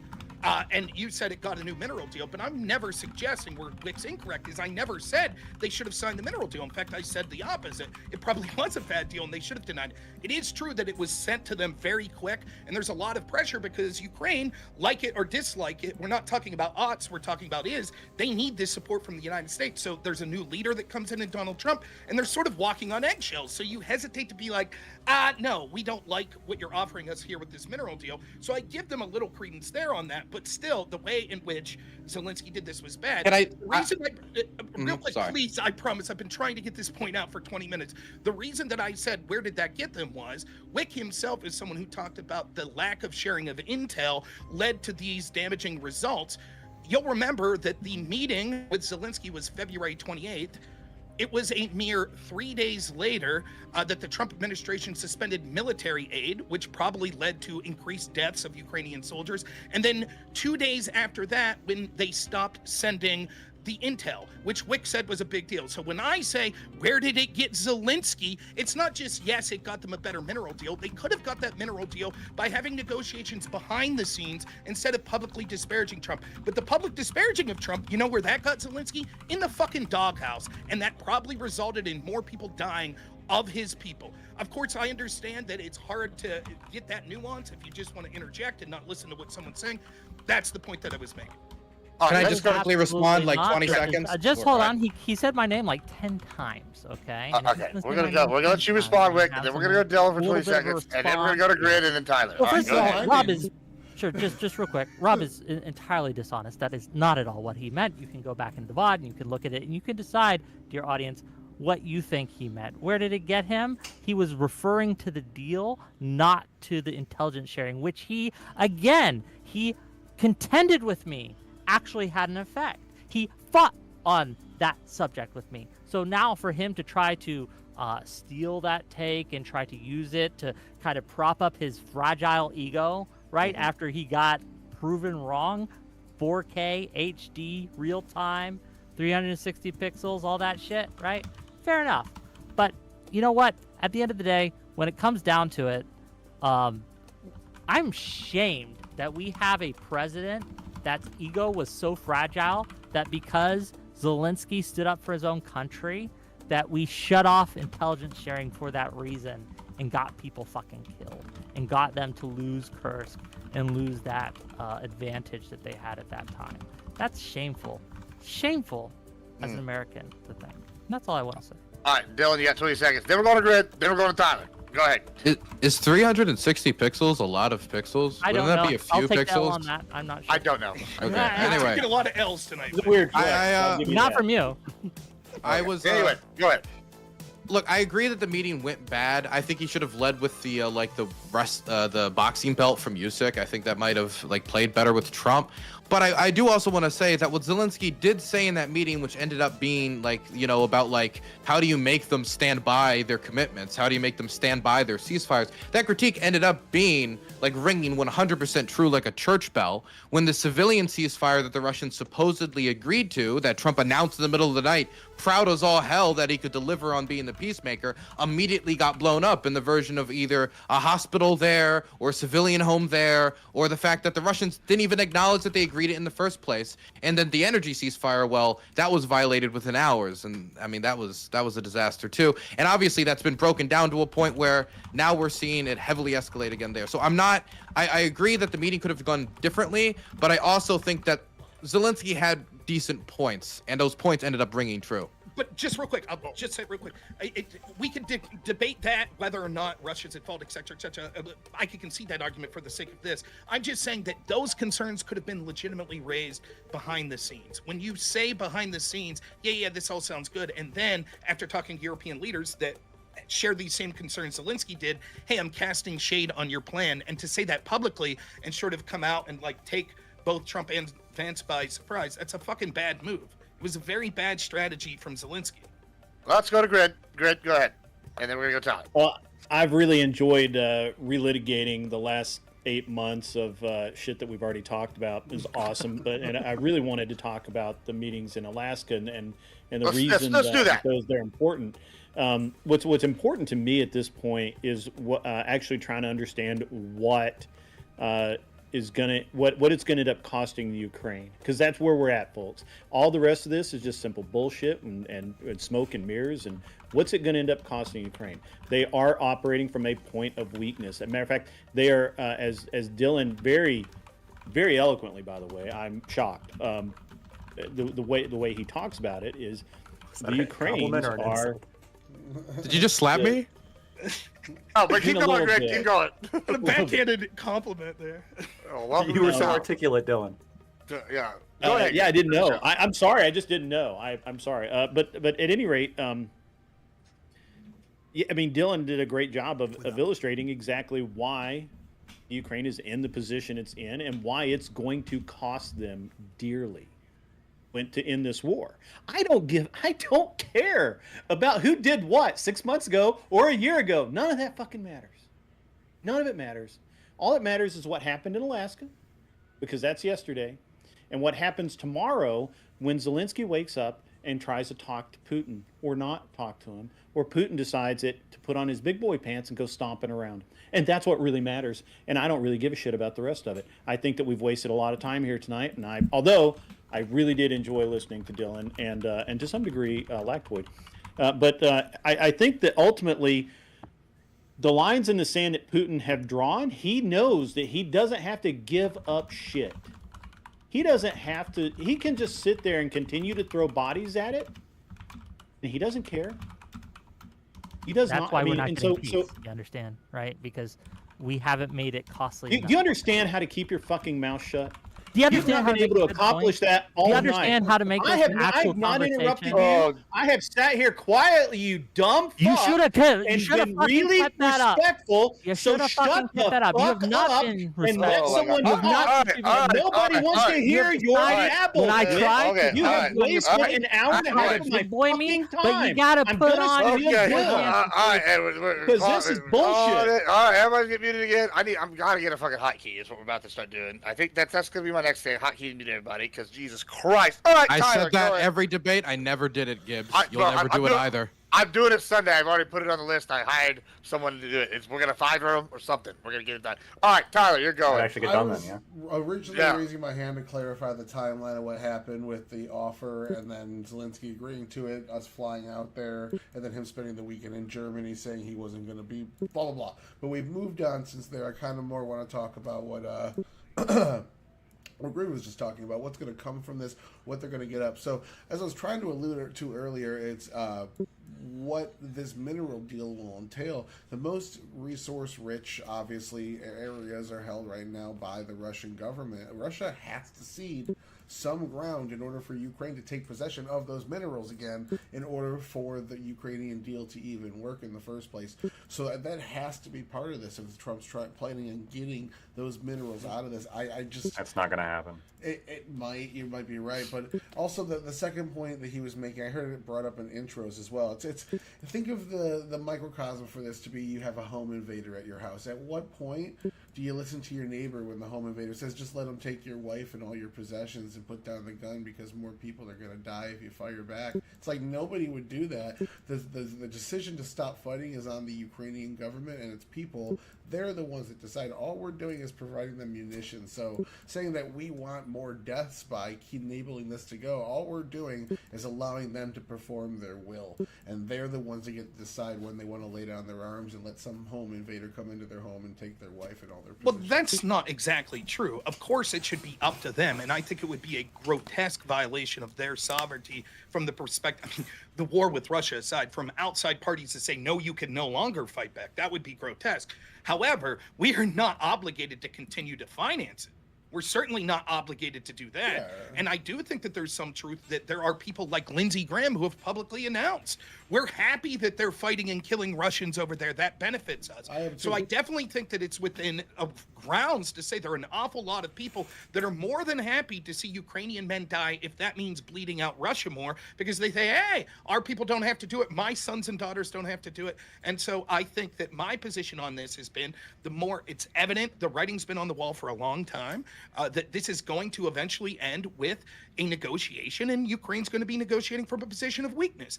And so to me, the most humane thing to do would have been to wind down the effort in supporting them from from a long time ago, and to encourage and say, listen, Zelensky, you're going to have terms that aren't exactly the best, but we're going to try our best to negotiate that peaceful deal to get the best possible terms with you, but we got to stop financing this.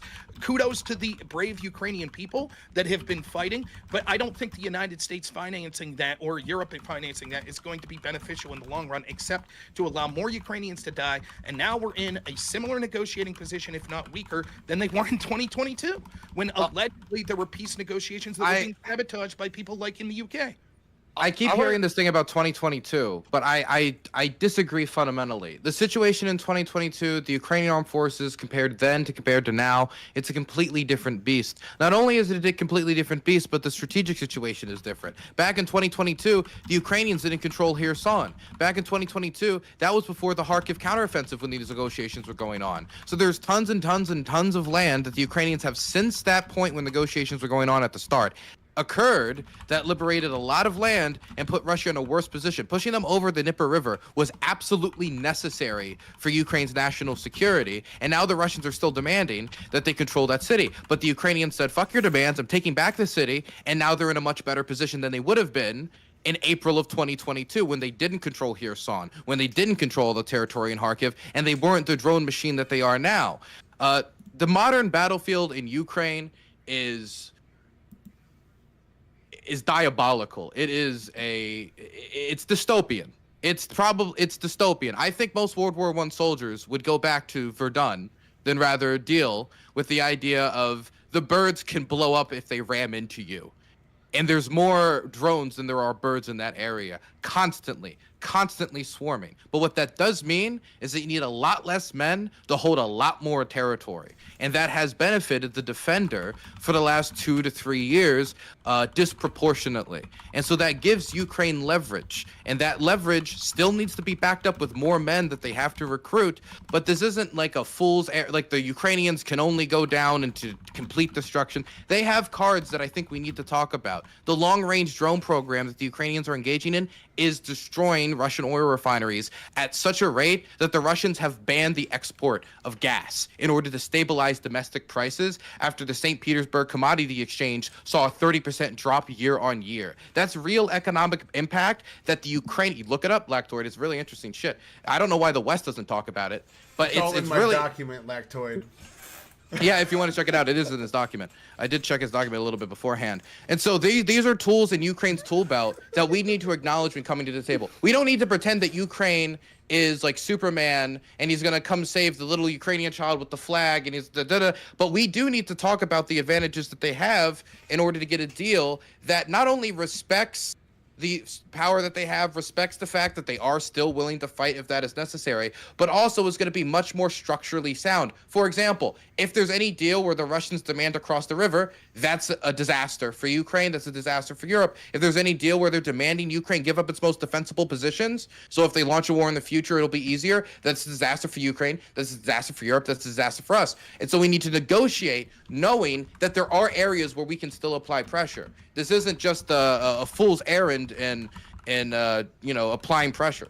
Well, no doubt, I agree with you. Hold on. I want to go back to Grid and let Grid finish out his thought because we did cut him off. Grid, go ahead and finish out I'd like your to thought respond here. to Tyler after that, if possible. To Yeah, something he said okay. earlier. Go ahead. I can wait. I'm fine. Well, Okay. no, you go ahead and finish it out if you want because you were interrupted. Go ahead. I would like to respond to I Dylan. mean, at some yeah, point. I mean, I can What finish. the hell is Lactoid? Basically, I just think that at this point, and obviously things can change. I will grant that. Anything can change. War is a very fluid environment.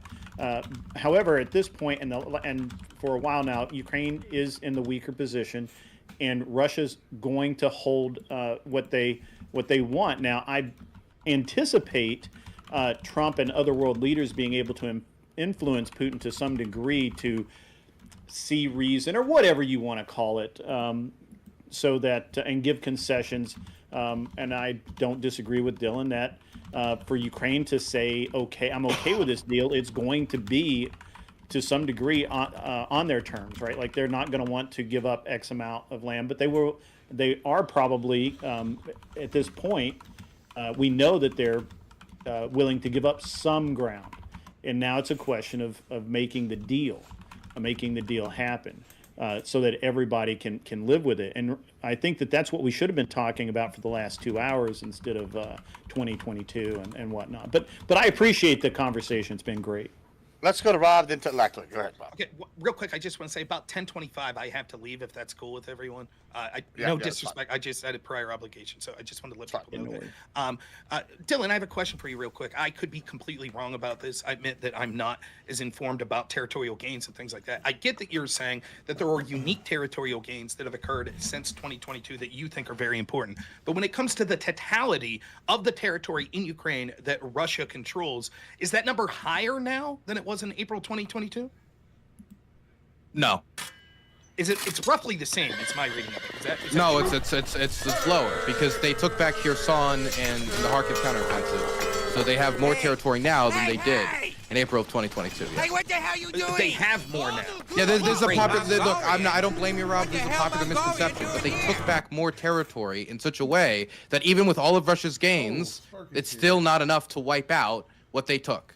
That they Okay, still I took just more want to be back. clear. So when you're saying Ukraine has more territory now than they did You're in gonna have to 2022, watch correct? this. In earlier. April of Rick 2022, got they have more territory now, roasted, 100% he's just yes. been salty My since. understanding, He's just though, been picking is fights that with Rob it's over about and over. even. I could be wrong, and that's Me, fair Rob, enough. and But it's Dylan, of all the point people, I'm trying all to make is ganged in up April of and 2022, there were kinda- far less dead Ukrainians. And what was unique about April was I think that they shocked Russia in March. I think that there was this initial advance by Russia, and Ukraine shocked them with the advances that they had from March to April. Because I think, correct me if I'm wrong, the high point of territory that Russia controlled was in March of 2022, I believe. Yes, March was the high point. Yes. And so I think that that's what made that a unique negotiating position. That I think Russia was shocked a little and was like, oh shit, this isn't going to be a walk in the park. These people could actually fight.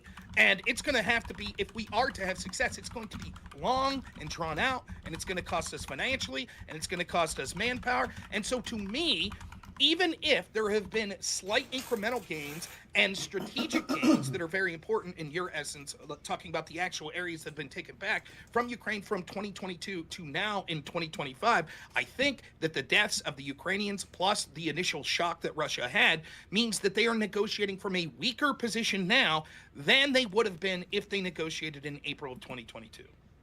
I disagree. I'll try not to drag this out because I know other people want to talk. I disagree for a few reasons. The first reason I would put forward is that if they are negotiating from a weaker position, we have to acknowledge that the Russians did not change their offers too much, irrespective of, oh, well, now the Ukrainians are doing much better in April. It wasn't like, hey, you no longer need to demilitarize. That's not a demand of ours. They kept those demands on the table, as far as I'm aware, unless anybody else wants to throw a fact at me I didn't know, which would be surprised to learn. And so as long as those demands, which were never going to be concedable, were on the table, the Ukrainians were put in a situation which was pretty lose-lose. Either continue with this fight and hope for the best in defense of your country, or concede, demilitarize, give in to these concessions, legitimize what you think is an illegal attack on your country, with no guarantee that they won't invade again, because the very security guarantees you need to stop a future invasion are the very demands that Russia are making of you on top of your demilitarization. So them having more territory now and a much more advanced drone force that can hold much more land with much fewer men are both two things that I think give them significant leverage, especially since now they can hit Russia everywhere inside Russia with their long-range drone program. They couldn't do that in 2022. I just think that it wasn't, I don't know that it's as rosy a picture you're saying. I understand other people want to talk, but man, the amount of Ukrainians that have died in this years from April 2022 to now, I don't know if it's worth the small advantages they get, particularly if they end up negotiating a deal that would have been quite similar to what they could have gotten in 2022. All right, Lactoid, go ahead. So yeah, I guess I'll respond to Tyler, and then I guess some stuff that Dylan said. I mean, once again, I think there's just a disagreement here as to what the actual reason why the Ukrainians turned down the negotiations in late March and early April of 2022. Again, from the president of Turkey and U.S. officials, it seems like that they were willing to concede the demilitarization point. But one of the sticking points was, concession, like kind of formal concession of Crimea, as well as, the fact that they were taking back land, and they were. It's true that in terms of, if you just look at where the Russians were in late March, they had the most, right? Because that's when they were, hadn't yet fully pulled out from the Kiev offensive, and then same thing with the northern part of Kherson across the river.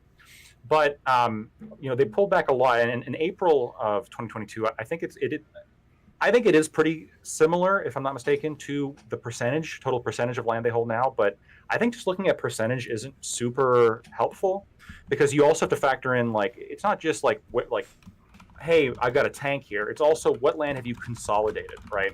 What land have you like heavily mined? Do you have trenches in now? Are you able to actually control it? And that's the reason why, for example, the Ukrainian offensive in Kherson and Zaporizhzhia, when they're coming down trying to take those areas, why it failed so dramatically was because the Russians had put up a defense, a relatively strong defense. And then in terms of just analyzing the position they're in, another point in the position that they weren't in then that they are now, and also kind of going to your point, Tyler, when you're saying, well, it's up to them, right, if they want to keep fighting. This is a point that I think needs some nuance, right? 3/4 of their military are conscripts. And the enthusiasm for the war is entirely flipped. In 2022, it was like over 70%. Yeah, we're going to fight till we win. And a little bit over 20% were saying no. And now it's totally the other way around, where, 70% or more of Ukrainians are saying, let's negotiate an end to this war as quickly as possible. And I think a big reason for that is, not only the massive disruption of life, but the fact that, 3/4 of their military is conscripts. I know it's anecdotal, but given that their military is such a high percentage conscript, it would appear to track that the current Ukrainian policy is, grabbing people off the streets and taking them to the front lines, which is obviously going to become unpopular with people. And then the other problem is when you say, well, it's up to them. I mean, I have some concerns when you say it's up to the people. Well, it's not really. It's currently up to the government because they aren't having elections. So if it gets to the point where they don't agree with what Zelensky is doing, which could be the case, we don't know. It might not be, but if it does get to that point, for sure. I mean, how are they even going to effectuate change at that point, short of a revolt? To address that, the government is the voice of the people and the last representative elected. In a democracy. Yeah, and they currently suspended elections because of wartime issues, and that's the same reason they implemented their draft. So the government that was chosen to be the wartime government was the Zelensky government. That was before the war. Even if an opinion poll says that people's opinions have changed on it, they still picked him to be the leader through this event, and they have to trust the decisions the government's making. But just real quick, and maybe it was before the war that he was elected, firstly, and they only elected him for a 5-year term, and he's currently in the 6th year. So Wartime. I don't know how much you can really gather. I know Dylan's going to push back. Dylan, can I say this one point real quick, just to buttress what Lactoid's saying? If he is correct that 3/4 of their military's conscripts, and Dylan may disagree with that, but that would seem to sort of supersede your argument that this was a wartime president. If they're literally forcing conscripts to go to the front line, then it would seem the will of the people is we don't really want to go to the front line. Well, you could say that about the Second World War as well. I mean, this is the war is kind of like you're playing dice, yeah. Whether you go to the front or you're gonna get conscripted. You might not agree that you want to go and die, but you might agree that you're willing to put your name in a hat of other people who might die once you go to the front line. You might agree that we have to fight a war, but you might not want to be the one who goes fights the war. And Rob, I'm meeting tons of people online, that there's a lot of people like that. Yep. So, but you might agree that you're willing to put your name in the hat to potentially go, but you don't really want to go. And that seems to be what from the polling indicates that I've seen of the conversations I have for people, where most people are. Where they're like, I see the problems in the armed forces. I hear about this abuse or that abuse or this corruption scandal or that corruption scandal, or, I see what the Russian war machine is, so I don't want to go. But, I'm willing to, go if I'm called upon. And that's why most people who are called upon, they go. And while there are instances of videos that come up of people getting grabbed off the street, the way that it usually works is that those are somebody who has already been called upon and are dodging the draft and have been found and are now being grabbed and brought back.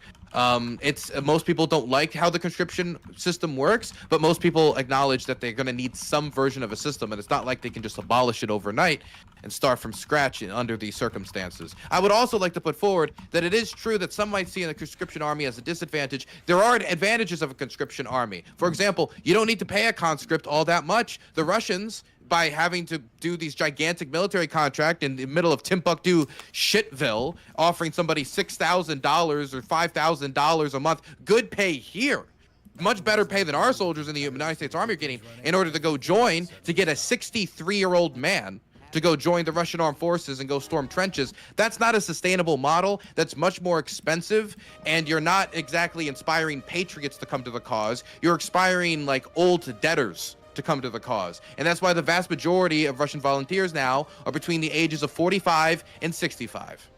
Now, I'll just say this. You could just take them off the streets. I don't know about the the pros and cons of conscription, right? But it's one but it's a war. Well, I mean, like, we could say pros conscription. If China invaded the United States, slavery is we don't have to pay them, guys. I mean, if we were invaded by the United States, well, let me just dig my position in to make clear. If we were invaded by China tomorrow, I would be in favor of conscription. Yes. No, I agree with you. But I think that the question becomes, does a government have a responsibility to protect its people? And if the only way you can keep your people from being slaughtered is to have conscription, should you do that?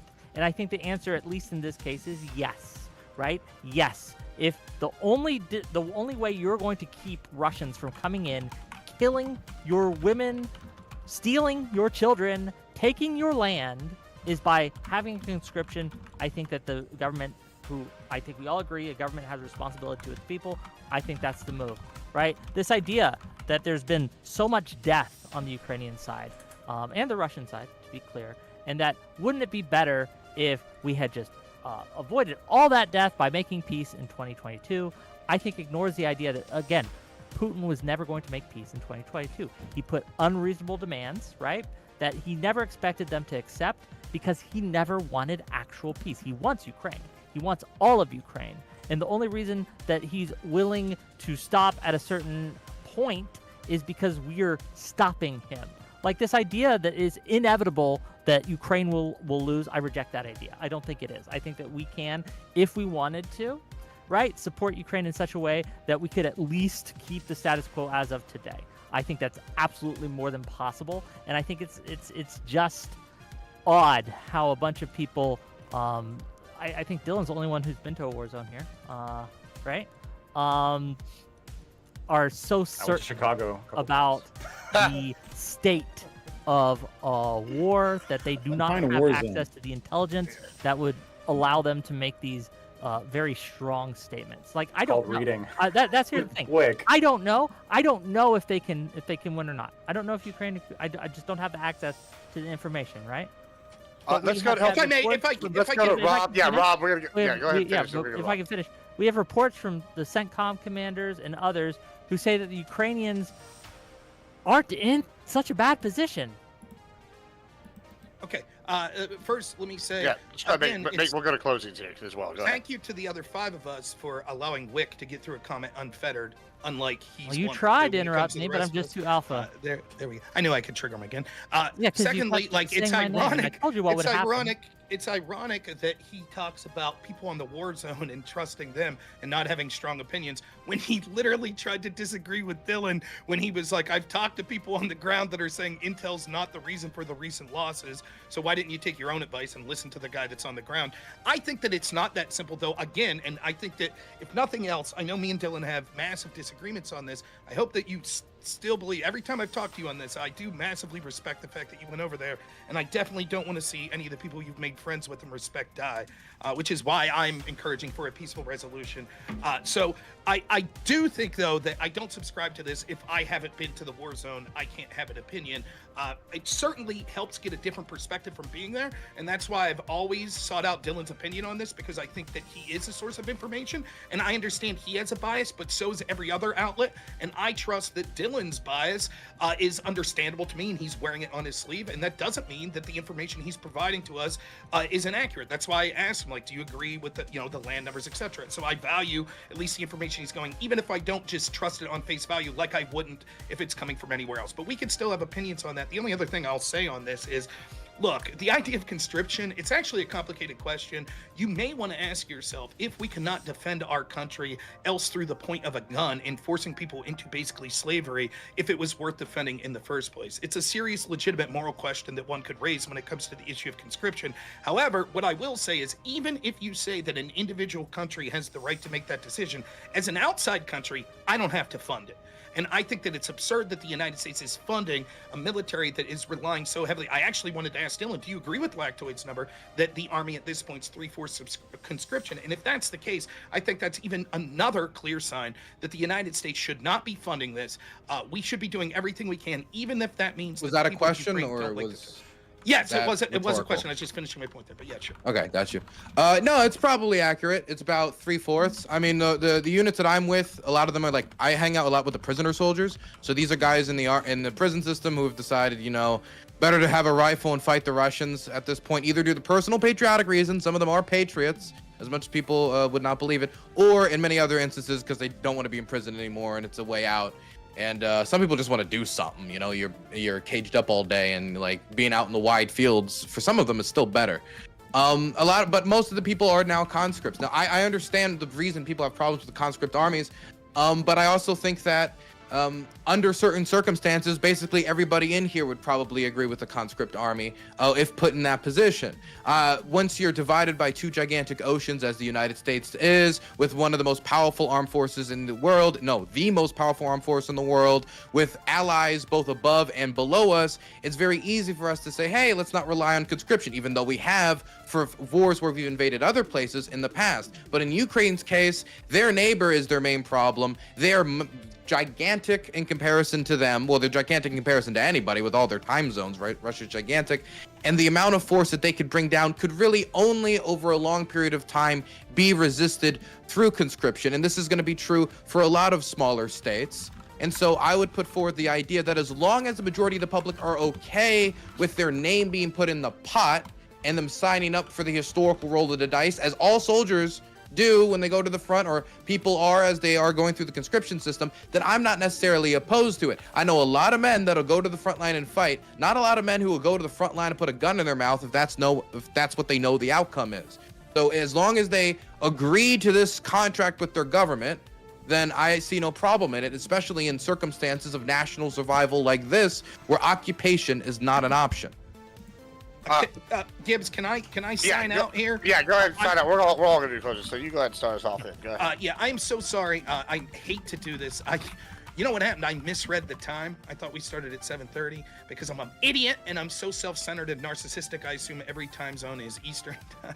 Poor Dylan, you know, who knows where he's at in the world right now, the time differences. But yeah, so my closing thoughts on this is, you know, I thought it was an interesting conversation. I do think that it was important to go back and see how we got in this position and whether or not a negotiation was possible in 2022 and what the terms could have been and how things have changed, because I think it sets the stage forward for what we could expect and what Ukraine might expect and what Russia may expect in any potential peaceful resolution. I can't sit here and talk with any degree of confidence that there's going to be an immediate ceasefire or an immediate deal set forth that will have terms that are favorable to Ukraine better than I thought, or more favorable to Russia than I thought. However, I'm hopeful. I'm hopeful that we will see these, and some of the doom and gloom predictions that trust us, Russia would never sign any deal, it's just not possible, or the terms that they would find necessary, Ukraine will refuse to accept any deal based on those terms. I'm hoping that there's some way to work around this. I've given some of the rationale for what I think those may be. Maybe different peacekeeping type forces. Maybe it turns out that Russia is not as interested in some of those things as people would suggest. Or maybe we could see through economic incentives and sort of the West opening up towards Russia that they would be more willing to then treat favorable a deal with Ukraine that would have sort of a DMZ type issue there. I don't know, but I am optimistic that hopefully those things could occur. We'll see. I think that Trump was very good to sit down, and I think that it was shameful how many people in the West were cheering for Trump to fail with this and saying that he shouldn't even talk to Putin. And I'm actually glad to hear people like Dylan saying, like, look, I'm in favor of that. I'm in favor of them at least trying to get people in the room, and Zelensky and Putin getting in the room. So I was happy to hear that. As far as the drama of the stream goes, I mean, Wick, stick to moderating poorly because you're even more poor as a debater. So, like, You haven't taken a W once against me. I know you You can't keep, be quiet. I keep telling you, and I'll tell you every even- time, if you use my name, I will respond to you. Okay, Will Smith, thank you very much. But I think that at the You understand least you you could slapped be the shit quiet out of the during. guy who was talking You're a about it. moderator, don't you know that you're supposed to be quiet during closing statements? What would you do in one of your panels if someone started talking closing statements If they were, because someone if used they were their talking name? shit, I Yeah, would let that's the other what- person respond. That's no, you wouldn't. That's a lie. Of Not course I during would. closing statements. No, you wouldn't. You wouldn't Yes, I leave them would. interrupt and closing statements. You're All full right, of please, shit. please. Anyways, please, to please. finish the point, You let it's people always talk fun to during my embarrass Wick. closing even statements. when the person. I know Rob's just wrong again. He doesn't know what he's talking about. He makes shit up. All right, Even let when him the finish. Let him person- finish so we can Even go. when the Go ahead. person seemingly on his side like Dylan, it's fun to see him being embarrassed, even when Dylan's not trying to do it. So, you know, for that, I say kudos to you, Dylan, for being over there. I thought it was a sensible discussion, even if we would disagree on ultimate conclusions, and appreciated everyone's input into here, and was happy to be part of the panel. So, thanks so much, everyone. I really appreciate it. All right, fantastic. Thank you for coming. All right, we're gonna go ahead. Closing statement. Well, can I go next? Yes, you can. You Thank absolutely you. can. Excellent. Great. So, to the serious portion of the panel, I do think it's a shame where we're at. I don't know if Ukraine will win. I don't know what the future will hold. I don't think Putin wants peace. I don't think I'm going to make a prediction. I think predictions are important to make so that we can hold, okay, what you said, we can look at it in the future and see if you're correct or not. I don't see peace coming, at least in the next year. I don't think that either side will be willing to come to the table and do what it's necessary to appease the other. I think that it's foolish to think that Putin will stop. I think that any deal he does sign will simply be a prelude to another invasion 5 years, 10 years down the road. However, much it takes. He has no intention of letting any Ukraine be independent from Russia. We're giving That's not closing what he statements wants. right now. That's never what he's wanted, and he's always going to try to take more and more and more. And Putin will not stop. He must be stopped. That said, I hope I'm wrong on this. I hope that I am incorrect. I hope that there is some sort of lasting peace that lets Ukraine retain its independence and sovereignty, right? I think that would be the best and ideal outcome, and I hope that I'm wrong when it comes to that. As to the drama of the panel, it is kind of embarrassing for Rob, and I understand. He takes L's all the time. I get it. It's his thing. He comes on to be the lolcow, the punching bag, right? And that's fun. And no hard feelings, though. I do like you as a person, right? I just think you're just wrong all the time, and that's funny. But I will say this. Tomorrow, I am going to be doing 2 shows. 6 p.m. Eastern, I'll be arguing with Soypill and co., who say that my rhetoric is incel adjacent, I guess. So we're going to talk about that. And then at 11 p.m. Eastern, Andrew Wilson has challenged me, right? Not to a boxing match, which he ran away from, but to a debate on Christian nationalism. And so that shall be fun. So tune in for that at 11 p.m. Eastern. It's a little later than I normally do, but I'm very eager to give him yet another L, right? He's I'm 3-0 against Andrew Wilson. We're going to go for a 4th. But hey, thanks for inviting me, Gibbs. Have a great day. Hey, thanks for coming. All right, we're going to go to Lactoid next. Here you go, Lactoid. Yeah, I mean, so I'm Lactoid. You can find me on Lactoid TV. I'm trying to remain optimistic about peace. I have been following this conflict for a little while, and really, I don't think it's going to happen right now, unfortunately. And yeah, I think people have been overly optimistic about it in the past. But the situation on the ground right now is it's difficult for all parties. But I think that just geostrategically, it's more difficult for the Ukrainians. And I think that when coming to some kind of resolution, that's going to have to be factored in, I think, to the appropriate degree. And what that appropriate degree is an open question.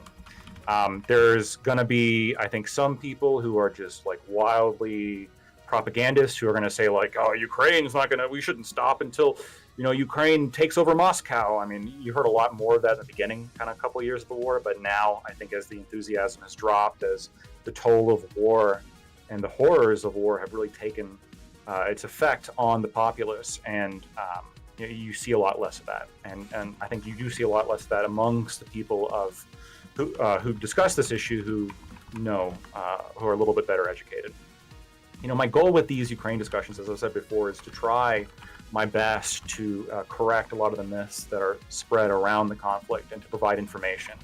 I think the people who are better educated, sometimes they can have more complex myths, but that doesn't, obviously, people who are less educated are also going to have dogmatic myths and just kind of, very base level statements that, very simple cursory research can disprove. And I do think that doing your own research is a perfectly valid thing to do. I think it's a perfectly valid way to learn about a conflict or really learn about any kind of historical event. And yes, if you do enough research, sometimes you can know more about some elements of a specific situation than somebody who was there. The last thing I'm going to say here is, I'm just going to reiterate, although I want there to be peace, at this point I am in favor of the U.S. withdrawing funding from Ukraine. I think that needed to happen. I think it does still need to happen. I don't think that you can say that Ukraine is a free state right now. I think that you can't say that the Ukrainian people, signed up for this, given the constitutional issues that are currently happening. And, it sucks. I get it. It sucks. But I think that U.S. involvement, very similar to what Rob said before, I think U.S. involvement really is doing nothing but prolonging a horrible conflict, and also I think having negative geopolitical impacts on America by pushing Russia closer with our geopolitical rivals such as China. And the long-term effects of that, I think, could be catastrophic. All right, thank you so much, Grid. This was interesting, a little different. Early in the war, I actually knew well, actually, many of the people that were in my friend group went to Ukraine as mercenaries.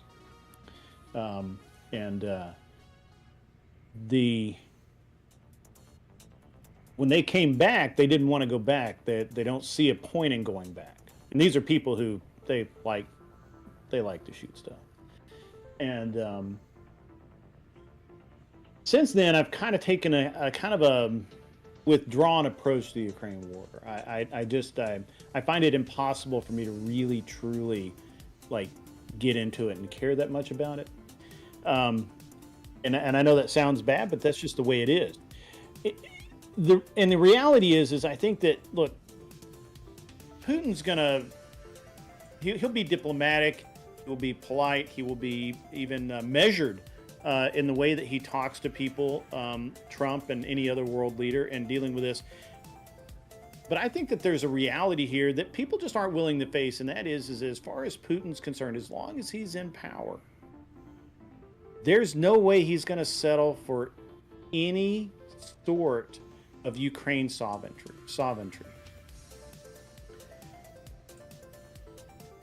It's just not going to happen.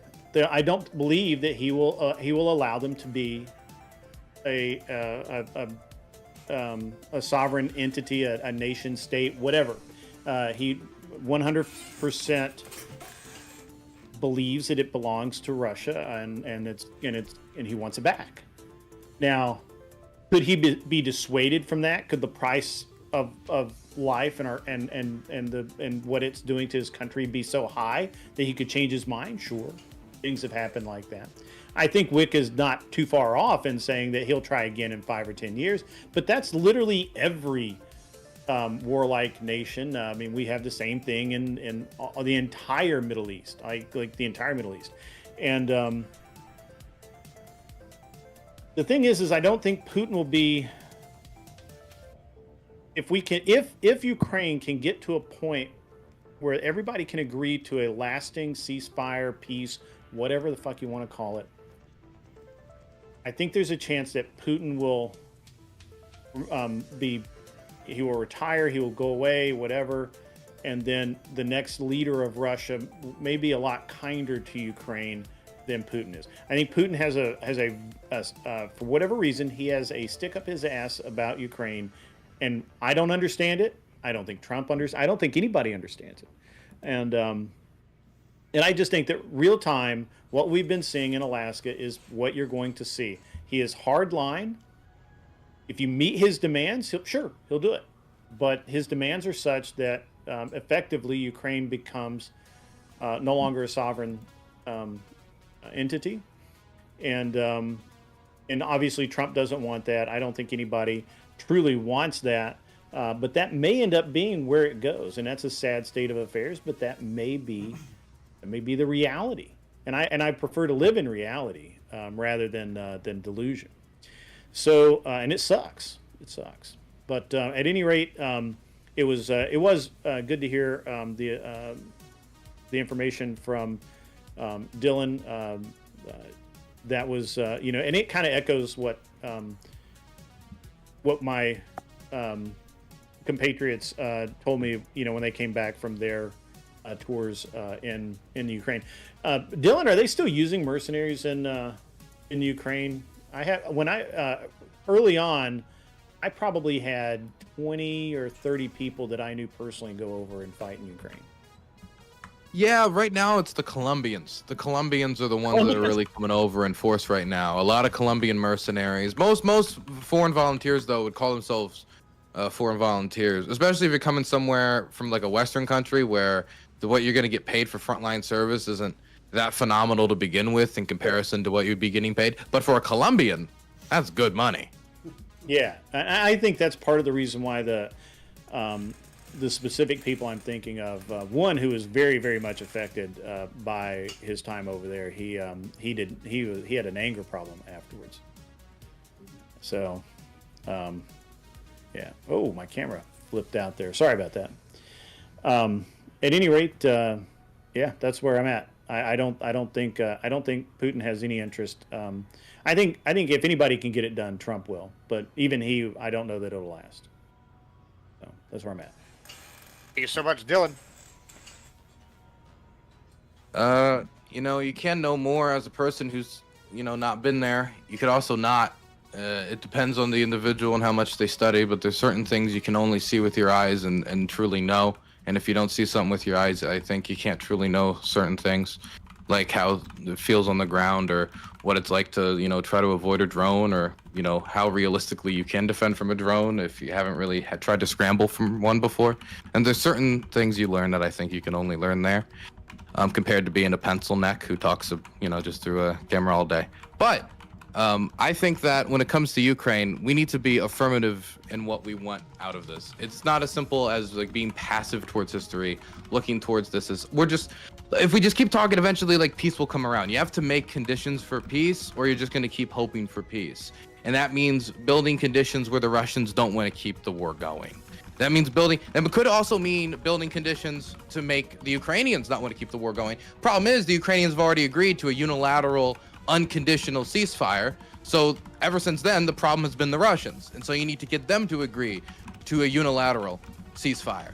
And so how do you do that? You do that by building conditions that means that they're taking higher casualties. That means you are helping the Ukrainians target the oil refineries, which means that you're bringing bigger economic repercussions for them so that they know that, yeah, they can continue the war, but the situation's only going to get worse for them. Make it in their interest to stop themselves from going further and further upon the spear, because it's not only going to be those problems, it's also going to be the problems of taking these fortress cities that they still want to take. If they want to keep pushing on the war, the city of Zaporizhia is 750,000 people. If they want to cross the Dnieper River, that's going to come with a lot of logistical and strategic complications. Definitely, since I was in here, saw it, and I saw they were building defenses on the other side of the river for that outcome as well. So it's not just crossing the river, it's also crushing Ukrainian defenses across the river to a very hostile population that has been hunted for sport by the Russian armed forces.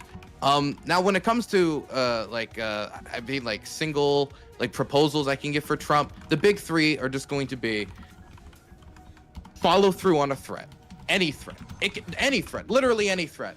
Say you're going to do a 10% sanction, 20% sanction. He needs to start following through instead of just talking to make his speech more believable. The second thing is assist the Ukrainian long-range strike campaign. And the third thing is give what is ever necessary to create the highest rate of attrition for the Russian infantry that is heavily reliant on scooter assaults and hiding under thermal blankets. If you create these conditions, it's going to become harder and harder to justify perpetuating the war if the Russians are slamming their head against the wall.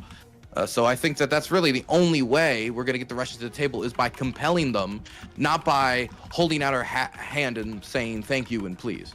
There's no way to engage in the Russians in that way. They will, if you are naive in engaging with them, they will leave you for dead. All right, and last but not least, Tyler. All right, so I think Putin wants to come into this. Grid said he doesn't exactly know why. I kind of want to fill him in. Like Putin said it himself. He wants to rebuild Russia to its former glory under the USSR, even if it's not exactly the communist glory, just the size and power of the nation. Who cares what he wants, though? At the end of the day, that isn't what matters. We know he's going to break every deal. We know every little ceasefire that's going to take place. You're going to see little green men or unmarked troops popping up that we saw since 2014 and hostilities there. It doesn't matter what he wants. What we need is that Article 5-like repercussions that snap back in place as soon as any conflicts start to snap this payment apparatus that we saw. As much as you want to say, like, we're funding this, it sucks it's coming out of our pockets, what happened is it worked. It stopped Russia in their tracks. They were only able to take parts of Ukraine. Their offensive in Kyiv resulted in mass loss of troops and tanks. They got stuck in the mud. They haven't done shit really in the last 2 years, and it's a lot in part because of what the West did. I want that to snap immediately back in place and more. I want to see NATO air superiority over Ukraine as well, on top of everything else, more than what we have now, to make sure Russia knows if they do this again, everything's snapping right back in place and they'll be stuck in the fucking mud again. Russia's not this crazy, massive, powerful nation that can just have its way with everybody around it. They're bullying smaller nations they think they can walk into and take without resistance. When both of their ally and their proxy were both lost within the last year, both lost wars within the last year, one of them being taken over, They did nothing because they have nothing to spare. Right now, they're borrowing people to come work in their factories in front of their front lines from their allies. They're so depleted right now. And on top of that, their economy is ravaged between drone strikes from Ukraine, sanctions from the United States, the EU, Trump's trade deals, tariffs against their trade allies. We're seeing them exporting significantly less oil. We're seeing their oil price, their oil revenue get ravaged year over year. Russia is not in this great place, and more sanctions means more economic hardship. They need this to end soon as well, because their inflation right now is through the roof.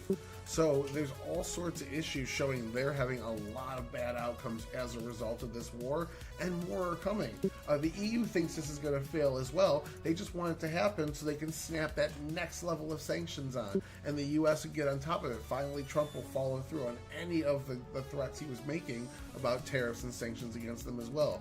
Hoping this is the last straw for the United States to get on board with all of those and really just put the nail in the coffin of their economy. They won't be able to last out.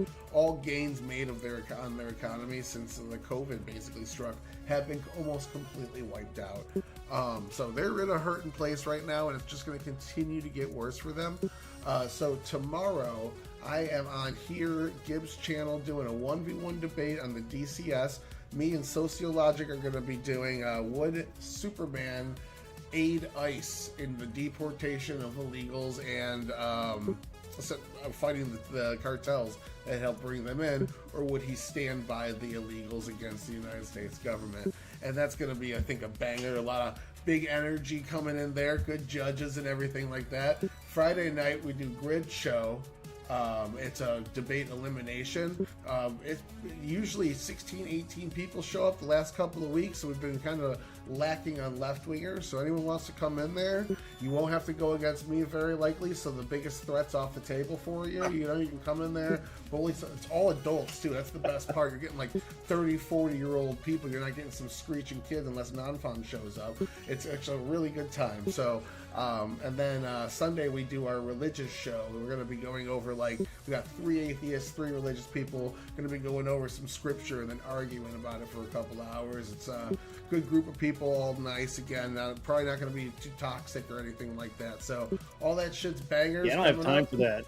I was invited, but I excluded myself. Yeah, so. And then finally, Tennessee, we're all going to Crash Grid's his venue that he's getting at DebateCon in November. So True. Yeah, that'll be a fun time too. So any of that shit you want to come watch, I'm on YouTube now. So get on over there and press all the buttons that make me get more views.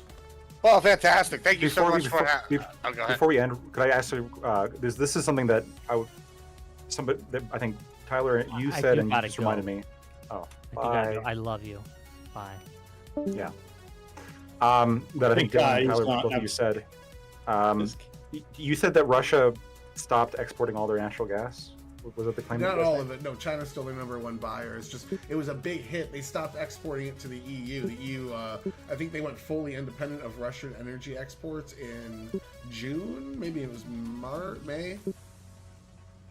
Okay, so, and that I understand that. Yes, I think you might be talking about. I talked about that they suspended gas exports until August 31st of this year due to the strikes on the refineries. That's what. Yeah. If you have some kind of evidence of that you want to send me after this, that'd be great, because I'm just not. I don't got anything off the top of my head. I heard it in I've listened to this dude all the time. Perun, he said it in his video, and I know it's real because he's a credible source, but I can try to get you a link on it. Sure. Also, fantastic. Thanks for coming in. It's been a very fun, and let's go with catty is the word I like to use for this panel. Tomorrow. His thing. You muted me, and I was being I didn't interrupt. 1 second, I just wanted to ask quickly, Lactoid. I did want to say, control. could I get a donation from you for Zelensky's re-election fund? I was just collecting, and I just wanted to see if you would be willing to contribute. I throw $50. No, I'm not. No, I'm not a big fan of Zelensky. I don't know if you. Can you don't like him. You're not a fan of him. No, I don't like No. Zelensky. No. You wanted the Victoria Nuland Juche government. No, I'm not a big fan of that either. No. I would like. I mean, look, I would like to see elections, right, in accordance with their constitution. But would you? I would you run? Actually. yeah. I mean, I don't think I get Well, elected. yeah, you know what? I'll sponsor Lactoid to go run and be the Ukrainian president. That'd I be have to awesome. learn Ukrainian. I think that might be, I could. By the way, Yeah, they what I can't speak heard, Russian I there. can tell you this. This is the ground. I can tell you ground floor stuff. The Zelensky people have actually been told to prepare for an election. So there is some preparation for which would also clearly indicate that it seems that they do want to head towards back an election, and that they are heading towards an election, and the opposition has started preparing as well. But Poroshenko, like the biggest opposition figure, he said I still do not want an election until hostilities have ceased. So the opposition is still on board with no election until the guns stop firing. I just want to point out, we had the United States, because we're the best country, of course. We had an election during the Civil War in which the entire South was occupied by Confederates, but that's just we're America. What type of drones did Stonewall use at the battle? At Antietam, what type of long range missiles were they using? I don't know, but they definitely Cannonballs. weren't the kinds that can track mail-in ballots. I'm not sure which All ones. right, but- anyway, cool. Let's move on here. Real quick. That went straight over my head. I don't know. That's I something don't know. that I got places to be anyway. So here's the thing, guys. you don't. Tomorrow, Tyler's thing. Friday, we're gonna be on VV Villains dating show. I guess we're popping balloons. I don't fucking know. It's with the Soldier Boy fucking gaming community. I don't know what they got planned. And then Saturday, we're gonna be on Wix. I guess I'm arguing with the shrimp welfare guy. I bought a new T-shirt just for that guy, so I'm pretty excited. We'll see how it goes. But thank y'all everybody for being here. We're gonna rate this Justini. Y'all be good.